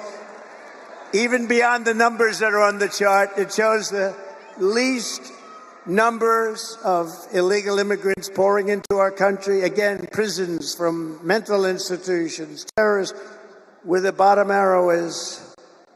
But you know what? That chart is meaningful in many ways. Some people understand what I'm talking about. I love you, darling. I love you. I'm going to sleep with that chart tonight, Deb. I'm going to sleep with that chart. But isn't that a beautiful sight? Look at that. Look at that arrow. And then look what happens when that was my last week in office. And look what happens after I left. It's like a rocket ship. Look at that. Isn't that terrible? No vetting, no checking. We have no idea who they are. They just pour into our country by the millions and millions and millions. We need to turn the page of 4 years of calamity and failure. They have had calamity and failure, and say, Kamala, you've done a horrible job. You've been the worst vice president in the history of our country. Kamala, you're fired. You're fired. Get out. Get out.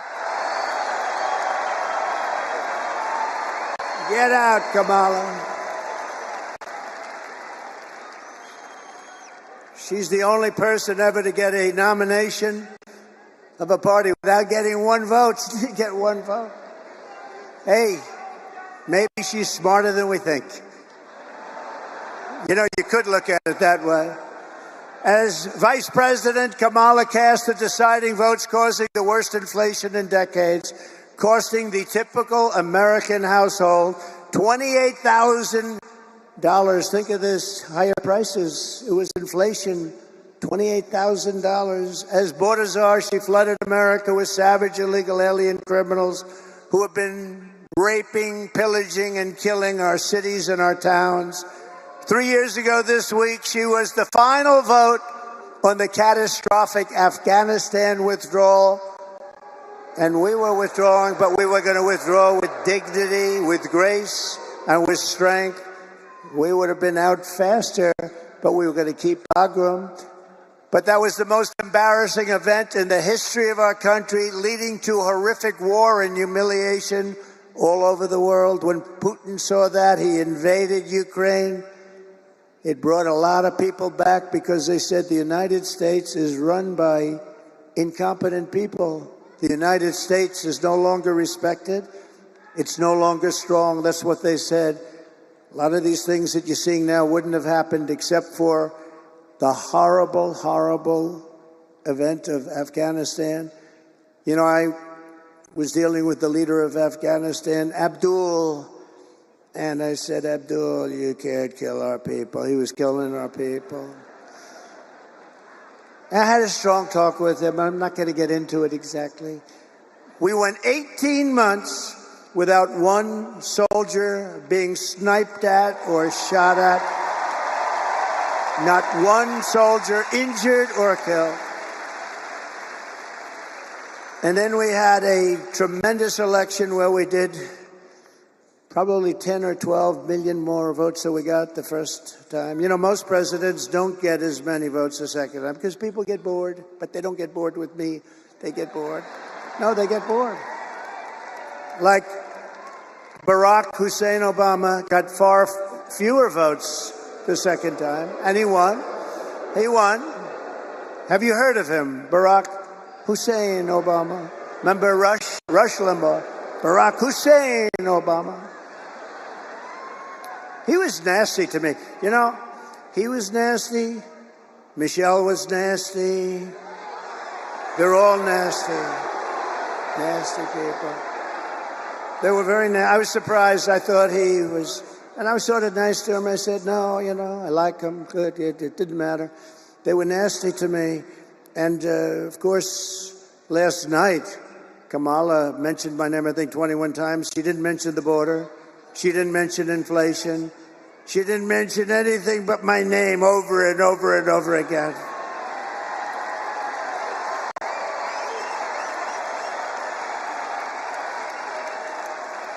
She blamed me for the border. I haven't been there in 4 years. You saw it. I had the safest border, the best border we've ever had. She blamed me for the border. They lied so much. They lied about everything. She said I was involved with something called Project 25. I don't even know what the hell it is. No, they really were nasty. And then they say to me, sir, please stick to policy. Don't stick to personality. You should be nice to people, sir. You have to be nice. I call them up. My geniuses, they get paid a fortune. Actually, not that much. But I call up my people. I say, they're knocking the hell out of me, and you say I shouldn't get personal. I have to get personal, don't I? I have to get personal. I have to get personal. They get personal. But I'm going to do my best. So they're allowed to get personal with me, but I'm not allowed to get personal to them.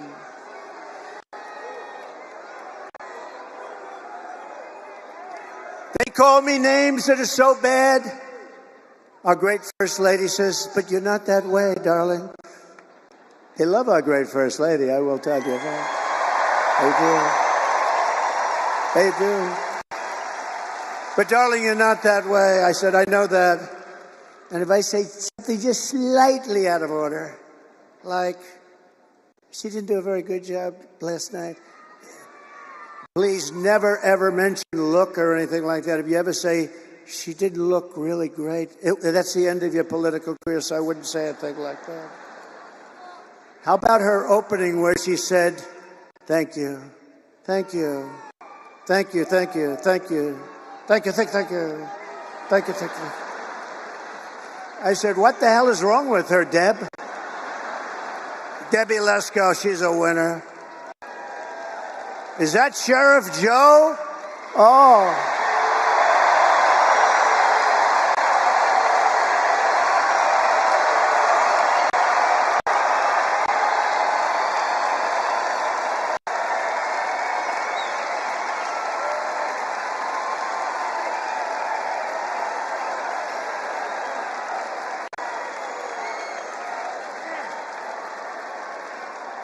That's Sheriff Joe. Look at that. A legend.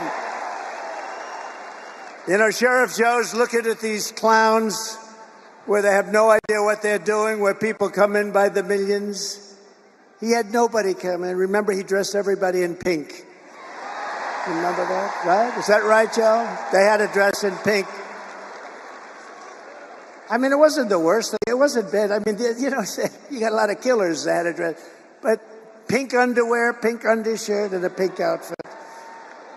Because he didn't want them coming into our country. Do you remember Arizona when Sheriff Joe was at the border? You didn't have people coming in.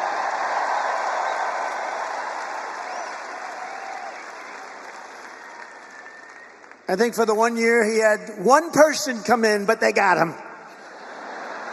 Now we have 3 million people coming in through your border. Your border. Oh, through the whole thing, it's ridiculous. It's not. Joe, it's an honor. And I'll tell you, people didn't treat you right. You are a legend, and you did a job like nobody else. True.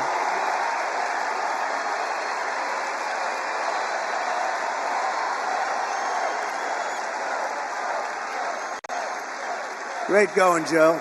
And we love your wife. I lost his wife a few years ago, and she was a hell of a woman, right, Joe? But she's looking down at you, and she's proud of you. She's saying, you did very well with this group of people.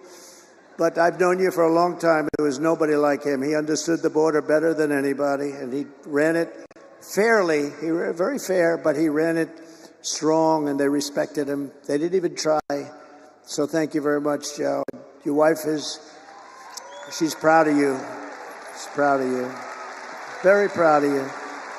We're grateful to be joined tonight by the founder of Turning Point Action, a gentleman named Charlie Kirk.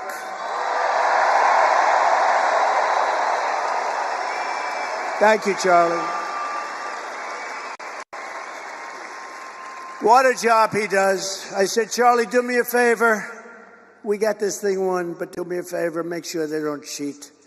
The only way they can do anything is if they cheat like hell, and we've been victims of that. Make sure they don't cheat, Charlie. We don't need the votes. We just want to make sure that they don't cheat. Hello, Sheriff. How we doing? How are you guys doing? Good. Thank you. We need every sheriff to get over there, every law enforcement official, because we got the votes. We got to make sure everything's on the up and up. Charlie and his team of people, I mean, he's got hundreds of thousands of young people. It's actually quite discriminatory. Charlie, have you ever been sued by old people for not accepting them? He's got the youngest looking group of people, and they're warriors. They're unbelievable. The job Charlie has done is incredible. Thank you, Charlie. Thank you, Charlie. The job he's done is really incredible. Also with us is an incredible congresswoman who has decided to go onto a certain board. Do you know what I'm talking about? The most important board maybe in the whole country. And she's going to make sure everything's on the up and up. Debbie Lesko. Debbie, thank you, Congresswoman. Thank you, Debbie. You make sure, Debbie. She just won a big election by a massive... Well, you won that election easy, didn't you? She won it pretty easy.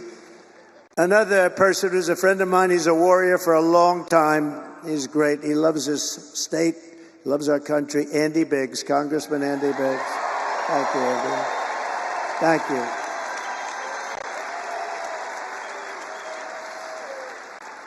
And two other warriors, a young one and a little bit older one, but boy, they are tough. You don't get tougher than Eli Crane and Paul Gosar. Paul Gosar.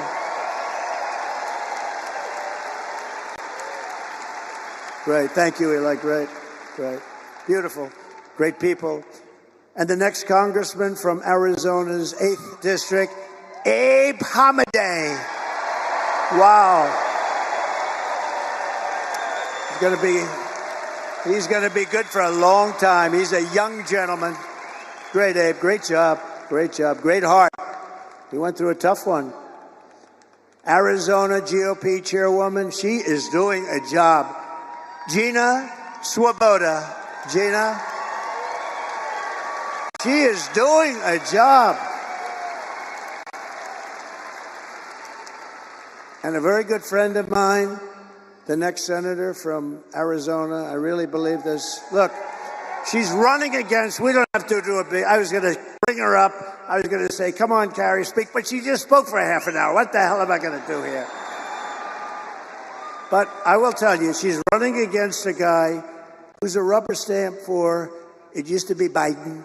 Now, who the hell knows? I don't even know. Do we know who it is? Who would, a rubber stamp for somebody. But Ruben Gallejo is horrible. He's an open borders maniac. He's a defund the police maniac.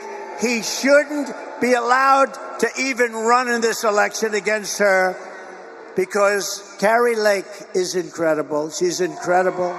She's tough. She's smart. She's got heart. And she should be your next senator. I hope you win this sucker because you are winning. You're running against a guy that cannot carry your shoes. I'm being nice. You know the expression, can't carry her shoes. And you're going to have a big victory, and we're going to work together, and we're going to make sure we win this state. I say this presidentially, if we win this state, which we're expected to, we're leading and all of that, we win the presidency, and we have to take Carrie Lake with us. Go get him. Go get him, Carrie.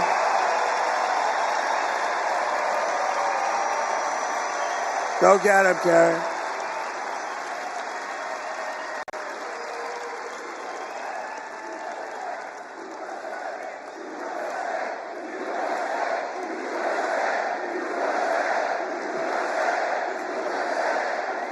Very important.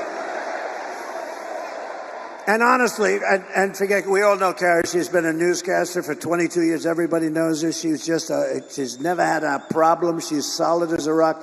This guy is a Frickin' loser. He's a loser. So, with that, we'll go on. But good luck, Carrie. We love you. Special.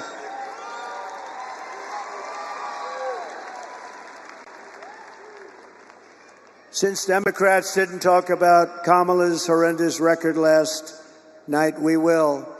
For nearly 4 years, Comrade Kamala Harris. I use that term, I don't know if it's good. Is it good or not, tell me? Let's do a poll. Let's do a poll. I love these free polls.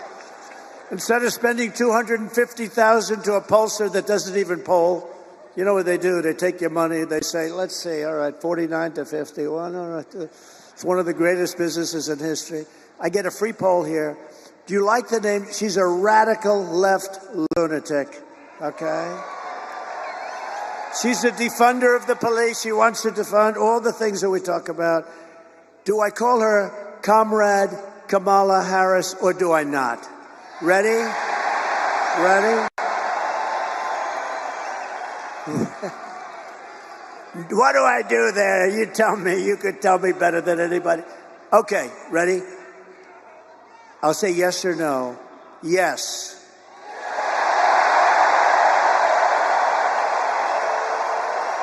No. Comrade Kamala Harris.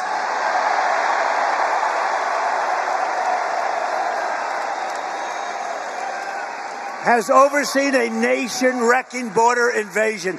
This is a nation-wrecking.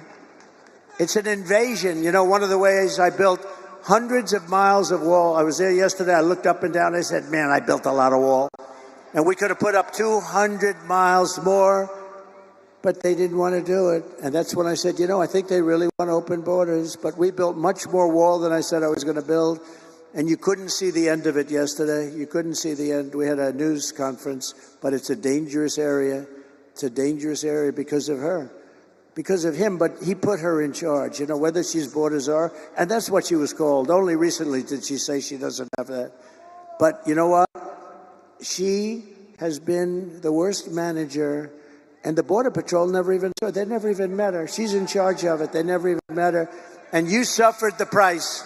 She's allowed at least 20 million illegal aliens into our country, including millions and millions of unvetted fighting-age men from 159 countries. You know, it's no longer just South America.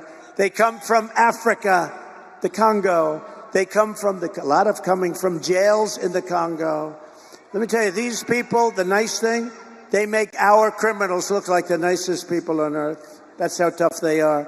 They come from the Middle East. They come from areas that we're fighting. They come from enemy terrain. They come from all over the world, and they do come from South America, but not only from South America. 159 different countries in the last year, and they're totally unchecked and unvetted. Every single year she's been in office, she has set an all-time high illegal border crossings record, triple and quadruple what the year before, where I'd have like 150,000 and she'd have 2.5 million. What she has done to this country, nobody can tell you. You know, she destroyed San Francisco as the district attorney. She destroyed California. You know that. This is a woman that's going to take, she destroyed California. She had a policy. If you steal less than $950, you're allowed to keep it. You can go. We're not going to prosecute. So criminals are walking into stores, mean, nasty guys, rough guys, and they take calculators and they calculate. Let's say I want to get up. They walk out, then they walk back in. The whole thing. This is who we're going to have running our country? I don't think so. And nobody lies like her. She's a liar. She makes up crap. She's the one going to raise. You know, she said, Donald Trump is going to raise. You know why? She said I was going to raise it. Because I'm going to put tariffs on other countries coming into our country. And that has nothing to do with taxes to us. That's a tax on another country. And I did it with China, and we had no inflation. You know, I had no inflation. I took in hundreds of billions of dollars from China, and not one other president took in 10 cents. They were all, oh, China, we're afraid of China. We're afraid of China. According to a new DHS report, Kamala Harris also lost, and this is impossible to believe. Listen to this. 325,000 migrant children are gone. They're missing. She allowed them to be trafficked into our country. Many of these children are now in sex slavery, or they're dead, probably mostly dead. They will never see their homes or their parents again. They were swiped out of their homes. They were taken out of their homes. 300, this is a government number, 325,000 children, sex slaves, or they're dead. Many are dead. Hamas has so little respect for Kamala and Joe Biden, crooked Joe Biden, that the hostages that they're talking about all the time, I believe they're largely gone. I believe they're largely gone. So sad. When you look at what happened, when you look at that attack on October 7th, I believe they're gone. And the reason they're not negotiating, it says Hamas has decided not to negotiate because what they want back are the hostages. And I think those hostages, for the most part, aren't around anymore. And so they said, oh, boy, we can't really negotiate because we don't have the hostages. The hostages are largely gone. How sad, how terribly sad.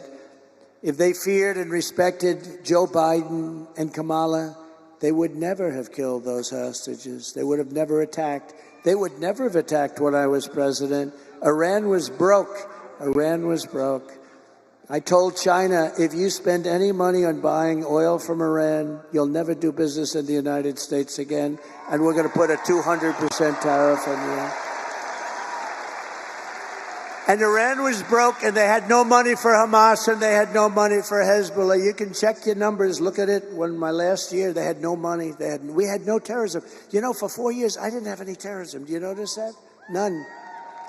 And when they asked Viktor Orban, the prime minister of Hungary, very strong guy, what is the reason that things are so bad now? The Middle East is blowing up. Russia's blowing up with Ukraine. There's wars starting all over the place. Looks like bad things could happen in Taiwan with China. What's the reason? He says, you got to get Donald Trump back as president. You won't have any problems. That's what he said. It's true. It's true. They respected your country. They respected your leader, but they respected our country. Now they laugh at our country. Our country has become a joke. She's provided deportation immunity to the vast majority of criminal aliens living inside the United States and is importing MS-13 gang members, known as the most violent gang of them all, into our cities and into our high school. Think of it. They're coming into our high schools. Kamala has set loose thousands of Venezuelan gang members who, according to law enforcement bulletins, have been given a license to shoot American police officers. You know that, right? Under Harris, ICE deportations are at the lowest level in history, the history of our country. She supports deadly sanctuary cities. Now, of course, she's flip-flopping on everything. You do know that, right? You know that, Joe? She's flip-flopping on everything. Debbie, right? She's a flip-flopper. Andy, she's a flip-flopper. She flip-flops on everything. Because she was polled. She said she didn't do too well. That's probably why she was the first out of 22 people.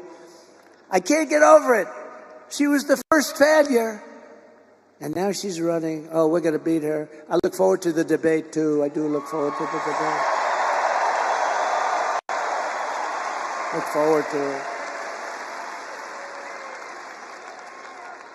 She called for abolishing ICE. These are great patriots who are tough as hell. You need tough people. She's compared ICE agents to the KKK. She wants to repeal the federal law that makes illegal immigration a crime, making illegal immigration totally legal. It's okay to come into our country. She wants to release all of the thousands of criminal illegal aliens that are locked up in detention centers, and these are the toughest of them all. She wants to release them into our country.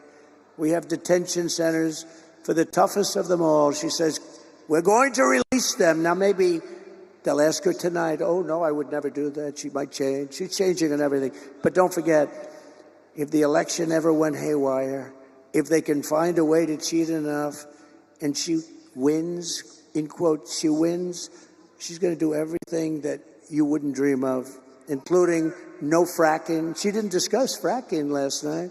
No fracking in Pennsylvania. I can't imagine she can do well in Pennsylvania. 500,000 jobs are involved with fracking, and a huge amount of their budget, everything's involved with fracking, and she's against it. In her speech last night, she lied about almost everything. She lied when she said, I was going to raise taxes. No, I'm lowering taxes. She's the one. She lied and said that, oh, this is the best.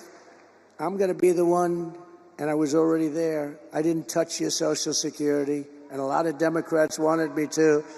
She lied when she said that I want to cut Social Security and Medicare. No, she wants to cut it because she wants to have the illegal immigrants coming into our country to go on Social Security and Medicare, which will destroy Social Security and Medicare.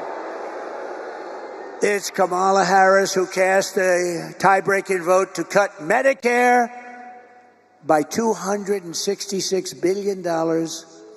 She cut your Medicare, remember this, by $266 billion, and then promised mass amnesty last night to 20 million illegal aliens and make them American citizens, which will absolutely obliterate your Social Security and your Medicare, ultimately leaving those programs bankrupt and our seniors desperate and poor.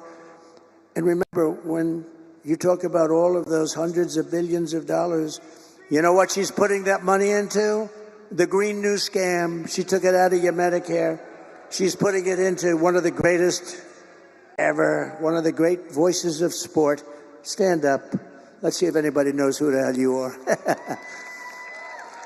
Good job. He's a good man. He's done a good job. But she took it out and she wants to put it in. She put it into the Green New Scam. She said the border was safe under her direction. You know, they're the party of disinformation and misinformation. They'll say something 100 times. The border was safe. Did you see last night? The border's safe. The first time she said that was about 2 months ago, and she went like this. The border was safe. She started choking. It's horrible. They are the misinformation, disinformation. They lie. They keep saying the same untruth over and over again. And you know, you're not like in my business. You're not in this political business like these people. You're in other things. You're lawyers and you're carpenters and you're electricians and you're drivers and you're doing a lot of things. By the way, no tax on tips. Remember that? No tax on tips. No tax on tips. She tried that one, and yet in Congress right now they have bills to destroy people that don't. Do you see what's going on? It'll never happen with her. It's guaranteed to happen with me. No tax on tips. But actually, it's the most dangerous and unsafe border anywhere in the world. There's never been a border like it. No country ever. If a country had a border like that, they would fight with sticks and stones if they had to keep the people out. She believes that if you say things enough over and over again, even if they're stone-cold lies, like Project 25, he believes in... I don't even know what the hell it is.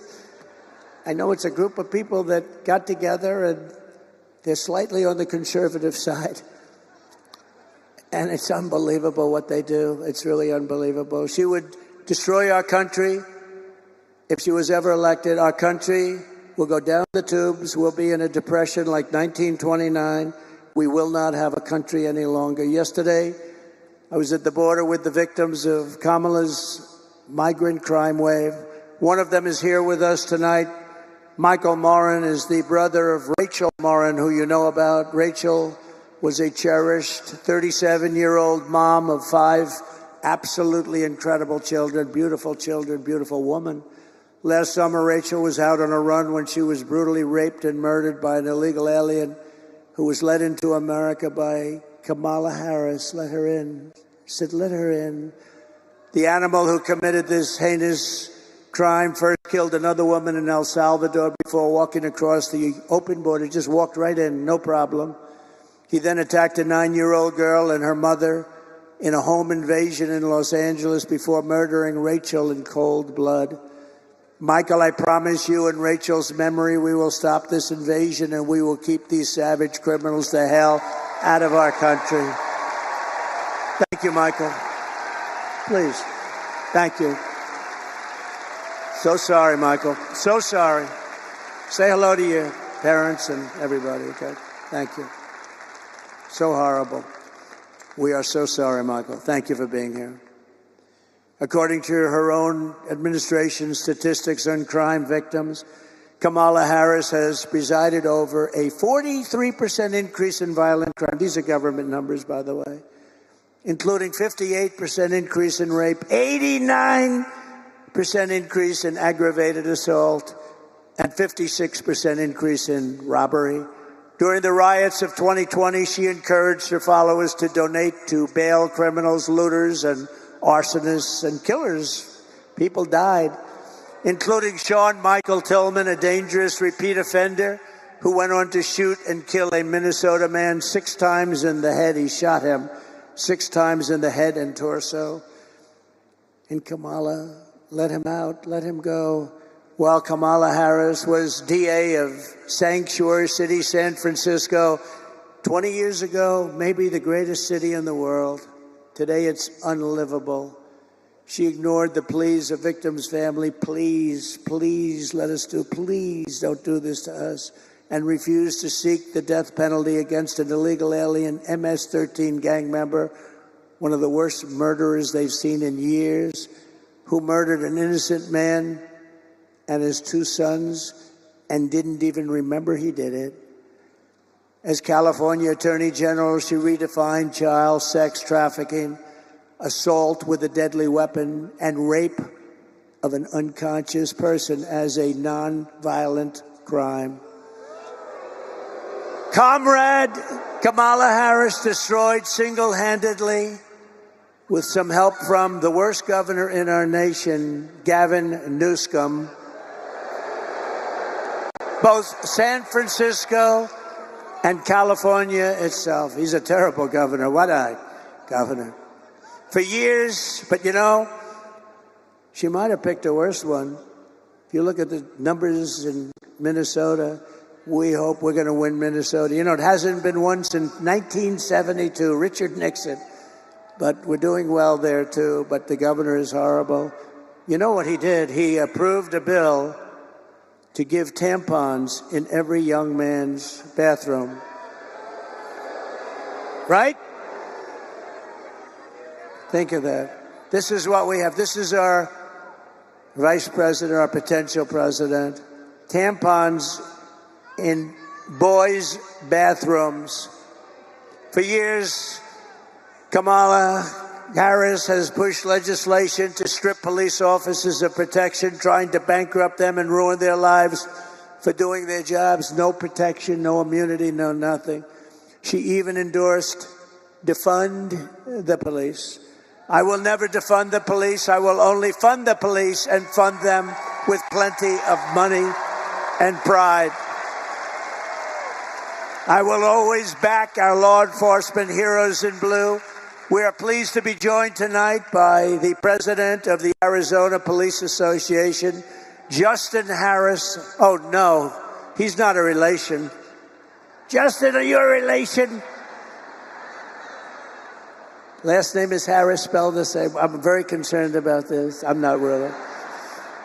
But Justin Harris is a great gentleman who has a special announcement. Justin, would you please come up? Thank you.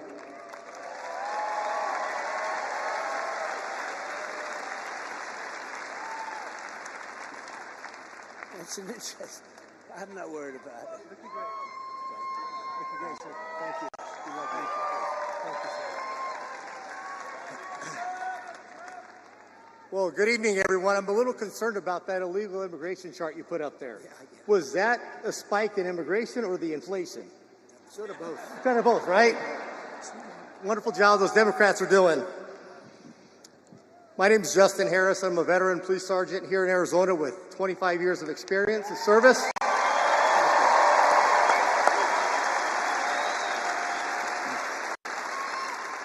And I also have the privilege and the honor to serve as the state president of the Arizona Police Officers Association.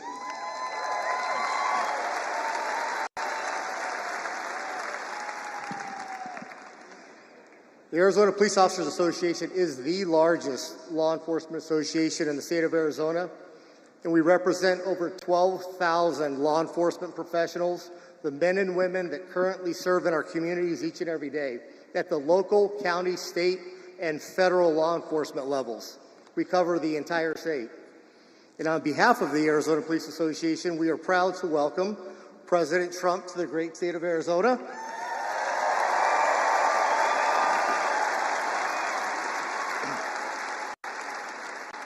And to the wonderful city of Glendale, home of Luke Air Force Base. Folks, these men and women in Luke fly those beautiful F-16 Fighting Falcons of the 309th Fighter Squadron and those beautiful, beautiful F-35 Lightnings.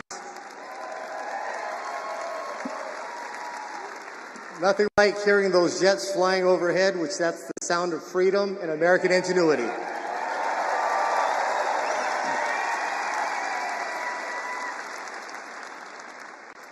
Also a special thank you to the Glendale Mayor, Jerry Wires, and the entire City Council for their unwavering support and advocacy for our police officers, active duty military, and our veterans.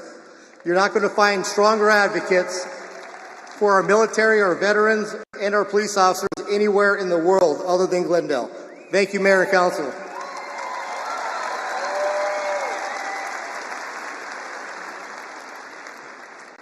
Also, I want to give a special thanks to the men and women of the Glendale Police Department, the best and most professional police department in the country.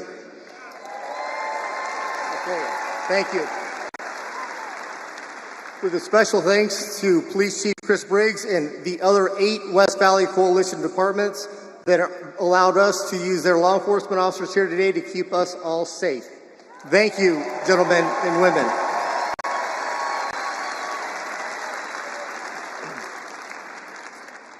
Law enforcement today is perhaps the most complex occupation on earth. It's an honorable profession of service and commitment to others, those who step in the gap between good and evil and to protect our communities, and we do so knowing the risk. Officers are required to make split-second decisions under the most uncontrolled, chaotic, and stressful situations, often at great risk to their own personal safety. Given the literally millions of contacts between officers and the communities annually, with a few exceptions, officers make those decisions correctly as trained and in accordance with the law. But high profile does not mean high frequency. Currently, in this day and age of instant information, social media, and videos, there's an unrealistic expectation of absolute perfection. It is not possible to be perfect every time because we hire from the human race. People are not perfect. Good people can make mistakes. However, the constant orchestrated villainization of police officers has eroded the public's trust. It has encouraged an air of obstinance, disrespect, and assaultive attitudes and behavior towards police officers. What was that name we called her? Was that Comrade Kamala? Was that what it was?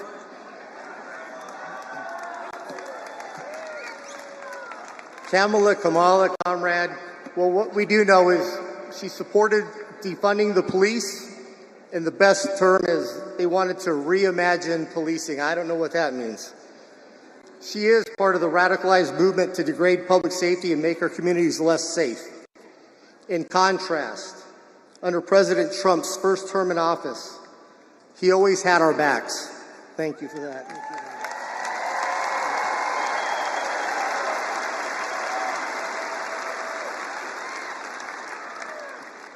He never rushed to judgment, and he never, ever in a lifetime called to defund the police, ever.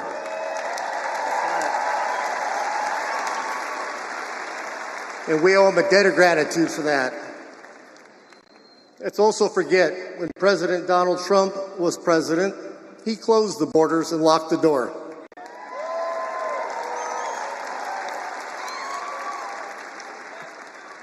Border czar Kamala Harris opened the door and let everybody in.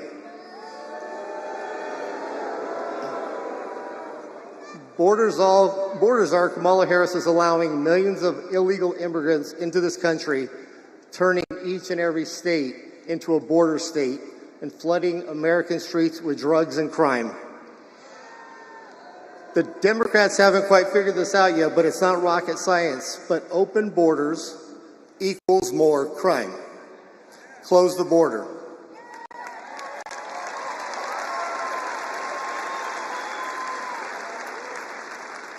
And my gut tells me that there's a gentleman standing up here on stage today that's going to do exactly that.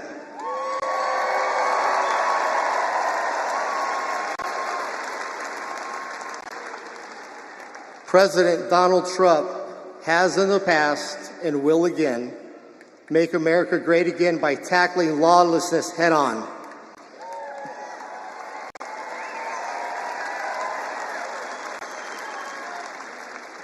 Ceasing the endless flow of illegal immigrants across our southern border and ensuring that police departments across the country have the funding, the training, and equipment necessary to do our jobs. And he's not going to reimagine us doing that.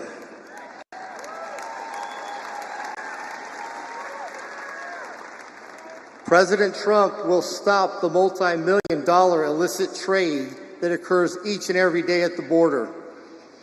Thanks to Comrade Kamala, with these open borders, the only group that she's enriched is the Mexican cartels, which have expanded to over 160 countries across the world. They've done this by using human beings and human trafficking and treating them like dogs. The flow of illegal drugs into this country is unmatched in history. And they also have illegal vaping devices that are harming our communities and killing our kids, all being imported from China through the cartels. This has to stop. Kamala Harris, as border czar, deliberately obliterated the U.S. border to flood the country with illegals. They canceled the wall. They implemented catch and release and terminated Remain in Mexico and effectively shut down ICE, pulling those agents off of the front line, putting them in administrative duties to do paperwork and change diapers. Meanwhile, the front door of our country is wide open. President Trump will stop this.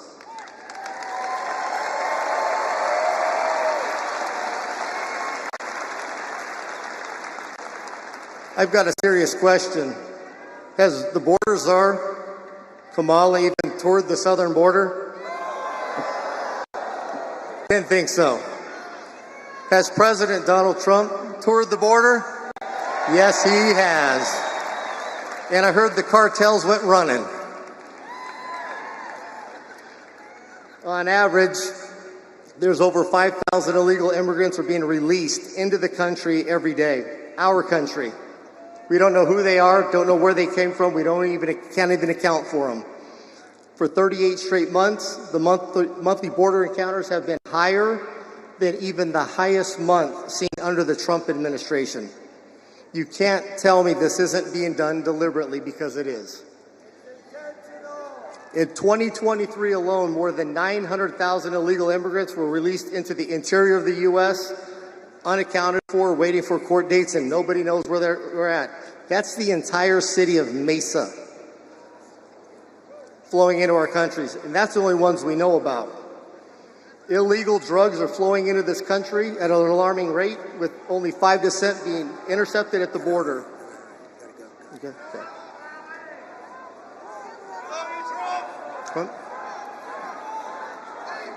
You got it. Folks, let me finish up here, please.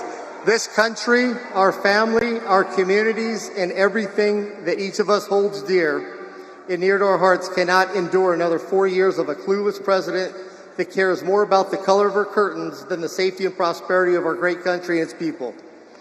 It is clear who supports law enforcement, law and order, and that's President Trump. His unwavering shown commitment to the rule of law of the men and women is placing lives on the line every day. So if you support national security and want to secure our borders, vote Trump.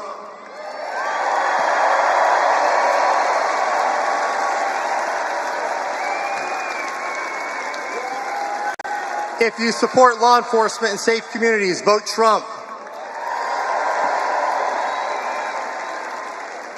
If you support getting our country back on track and making America great again, vote Donald J. Trump for president.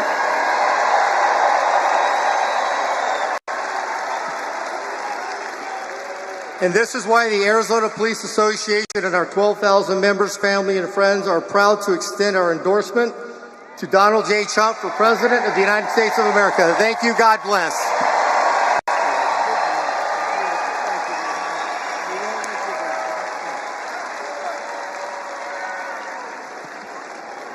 Thank you very much. Wow, that's a great endorsement. Means a lot. So just in closing, I want to say that from the moment we take back the White House from Kamala Harris and crooked Joe Biden, crooked is a $4 bill, used to say $3 bill, now we say $4 bill. I believe we're going to have the 4 greatest years in the history of our country. Starting on day 1, I will seal the border and stop the migrant invasion of our country. We will carry out the largest deportation operation in American history, larger even than President Dwight D. Eisenhower in the 1950s, who was a big believer in borders. We will defeat inflation and we will make America affordable again. You're going to have an affordable country again. We will make America the dominant energy producer in the world by far. It won't even be close. Remember, as I always say, we have more liquid gold under our feet than any other country in the world, including Saudi Arabia, including Russia. And we will use it to reduce taxes and energy costs for our people. We will reduce your energy bills in 1 year by more than 50%. That's here and that's everywhere in the country. And that includes heating, air conditioning, electricity, and gasoline for your car. I will turn the United States into a manufacturing superpower more than it has ever been, ever before. We will bring back jobs to America. We will no longer allow foreign countries to take our jobs and to steal our wealth. We will make our own products and we will buy far less from foreign countries than we are buying right now. We're going to make it here. Other countries that make us pay a tax to do business with them will be charged the same tax when they send their product into the United States. It'll be called the Trump Reciprocal Trade Act. And if China or any other country charges us a 100% tax or tariff, then we will charge them a reciprocal tariff of 100 or 200%. In the words of a great president, William McKinley, the protective tariff policy of the Republicans has made the lives of our countrymen sweeter, brighter, and it's the best our citizenship and our civilization can ever have. Better destiny for our people. We ought to take care of our own nation, and we have to take care of our industries first. We have to take care of our country first. It's about time, and it's going to happen starting on January 20th of next year. I will not let Mexico, China, or any other country sell cars into the United States to the detriment of our auto workers all over our country, including in Michigan And South Carolina, United Auto Workers, you're going to vote for Trump because I'm going to bring you back more auto production than you've ever seen in this country before. I will end the ridiculous electric vehicle mandate, cut every job-killing regulation of the Harris-Biden administration, and make our auto manufacturing business bigger, better, and stronger than it has ever been before. And if you relied on Kamala, there would be no auto industry. Within 3 years, you'll never make another car.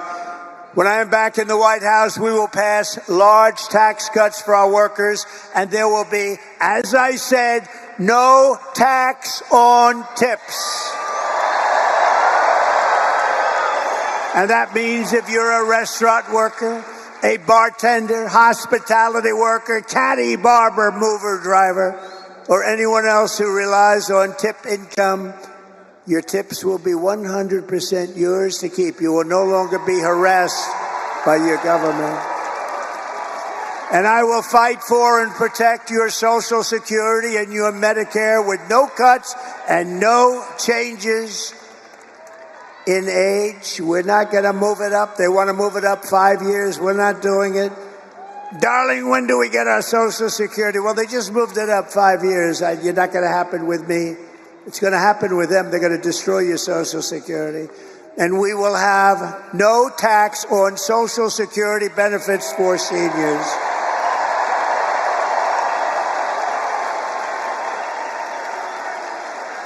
They destroyed our seniors and everyone else with their horrible inflation. And then they give you small dollars with Social Security and they want you to pay tax. I don't know. We don't need it. We can do it. We have so much else, including that liquid gold. Oh, we're going to go hunting for liquid gold. We will cut wasteful and unnecessary spending, and we will terminate the Green New scam and spend that money on roads, bridges, real infrastructure, and paying down debt. No fake infrastructure that has caused massive inflation with no benefit whatsoever to our population. I will settle the war in Ukraine, and I will end the chaos in the Middle East, and we will restore peace through strength, and it will happen quickly. I will have that war ended before I go to the White House on January 20th. I will have the war in Ukraine ended as president-elect.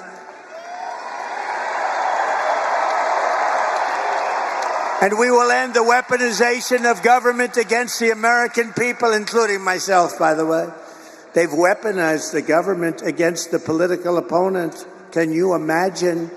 But you just saw we won the big case down in Florida. Everyone said, oh. They weaponized it. They got their Justice Department to go after their political opponent, but they're not doing well. I'm the only one that ever happened to where my numbers went up. What do you think about that, Mr. Congressman? I don't think it's ever happened. They go after me and my numbers go up. Somebody's got to explain this.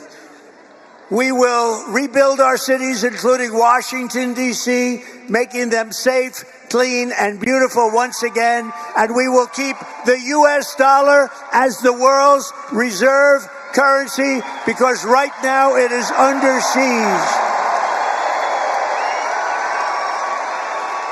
And this is how we will end the era of inflation, mayhem, and misery under Kamala and Crooked Joe and unleash safety, prosperity, peace for Americans of every race, religion, color, and creed.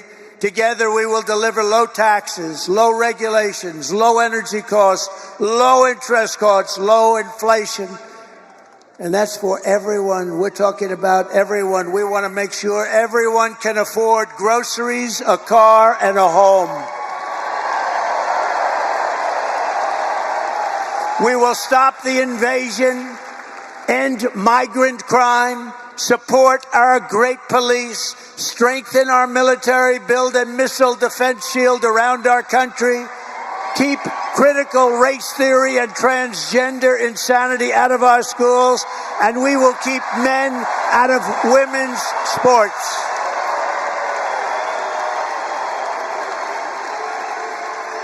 We will defend the Second Amendment, and we're going to restore. Those people don't allow it. The fake news doesn't allow it. We will restore free speech in our country, and we will secure our elections, Mr. Congressman.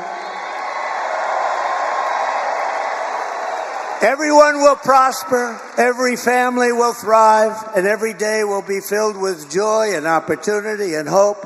But for that to happen, we must defeat Kamala Harris, a new name. We must stop her country-destroying liberal agenda once and for all. We have to put an end to it. So get your friends, get your family, register, volunteer, and get out to vote. We want a landslide that is too big, too rigged, too big, too rigged. Right? Right, Deb? On November 5th, we will save our country. We will save our economy. We will rescue our middle class. We will reclaim our sovereignty and restore our borders. We will put America first, and we will take back our country, and together we will make America powerful again. We will make America wealthy again. We will make America strong again, so strong. We will make America proud again. We will make America safe again. We will make America free again. And we will make America great again. God bless you all. God bless you. Thank you very much. Thank you, Arizona. God bless you all.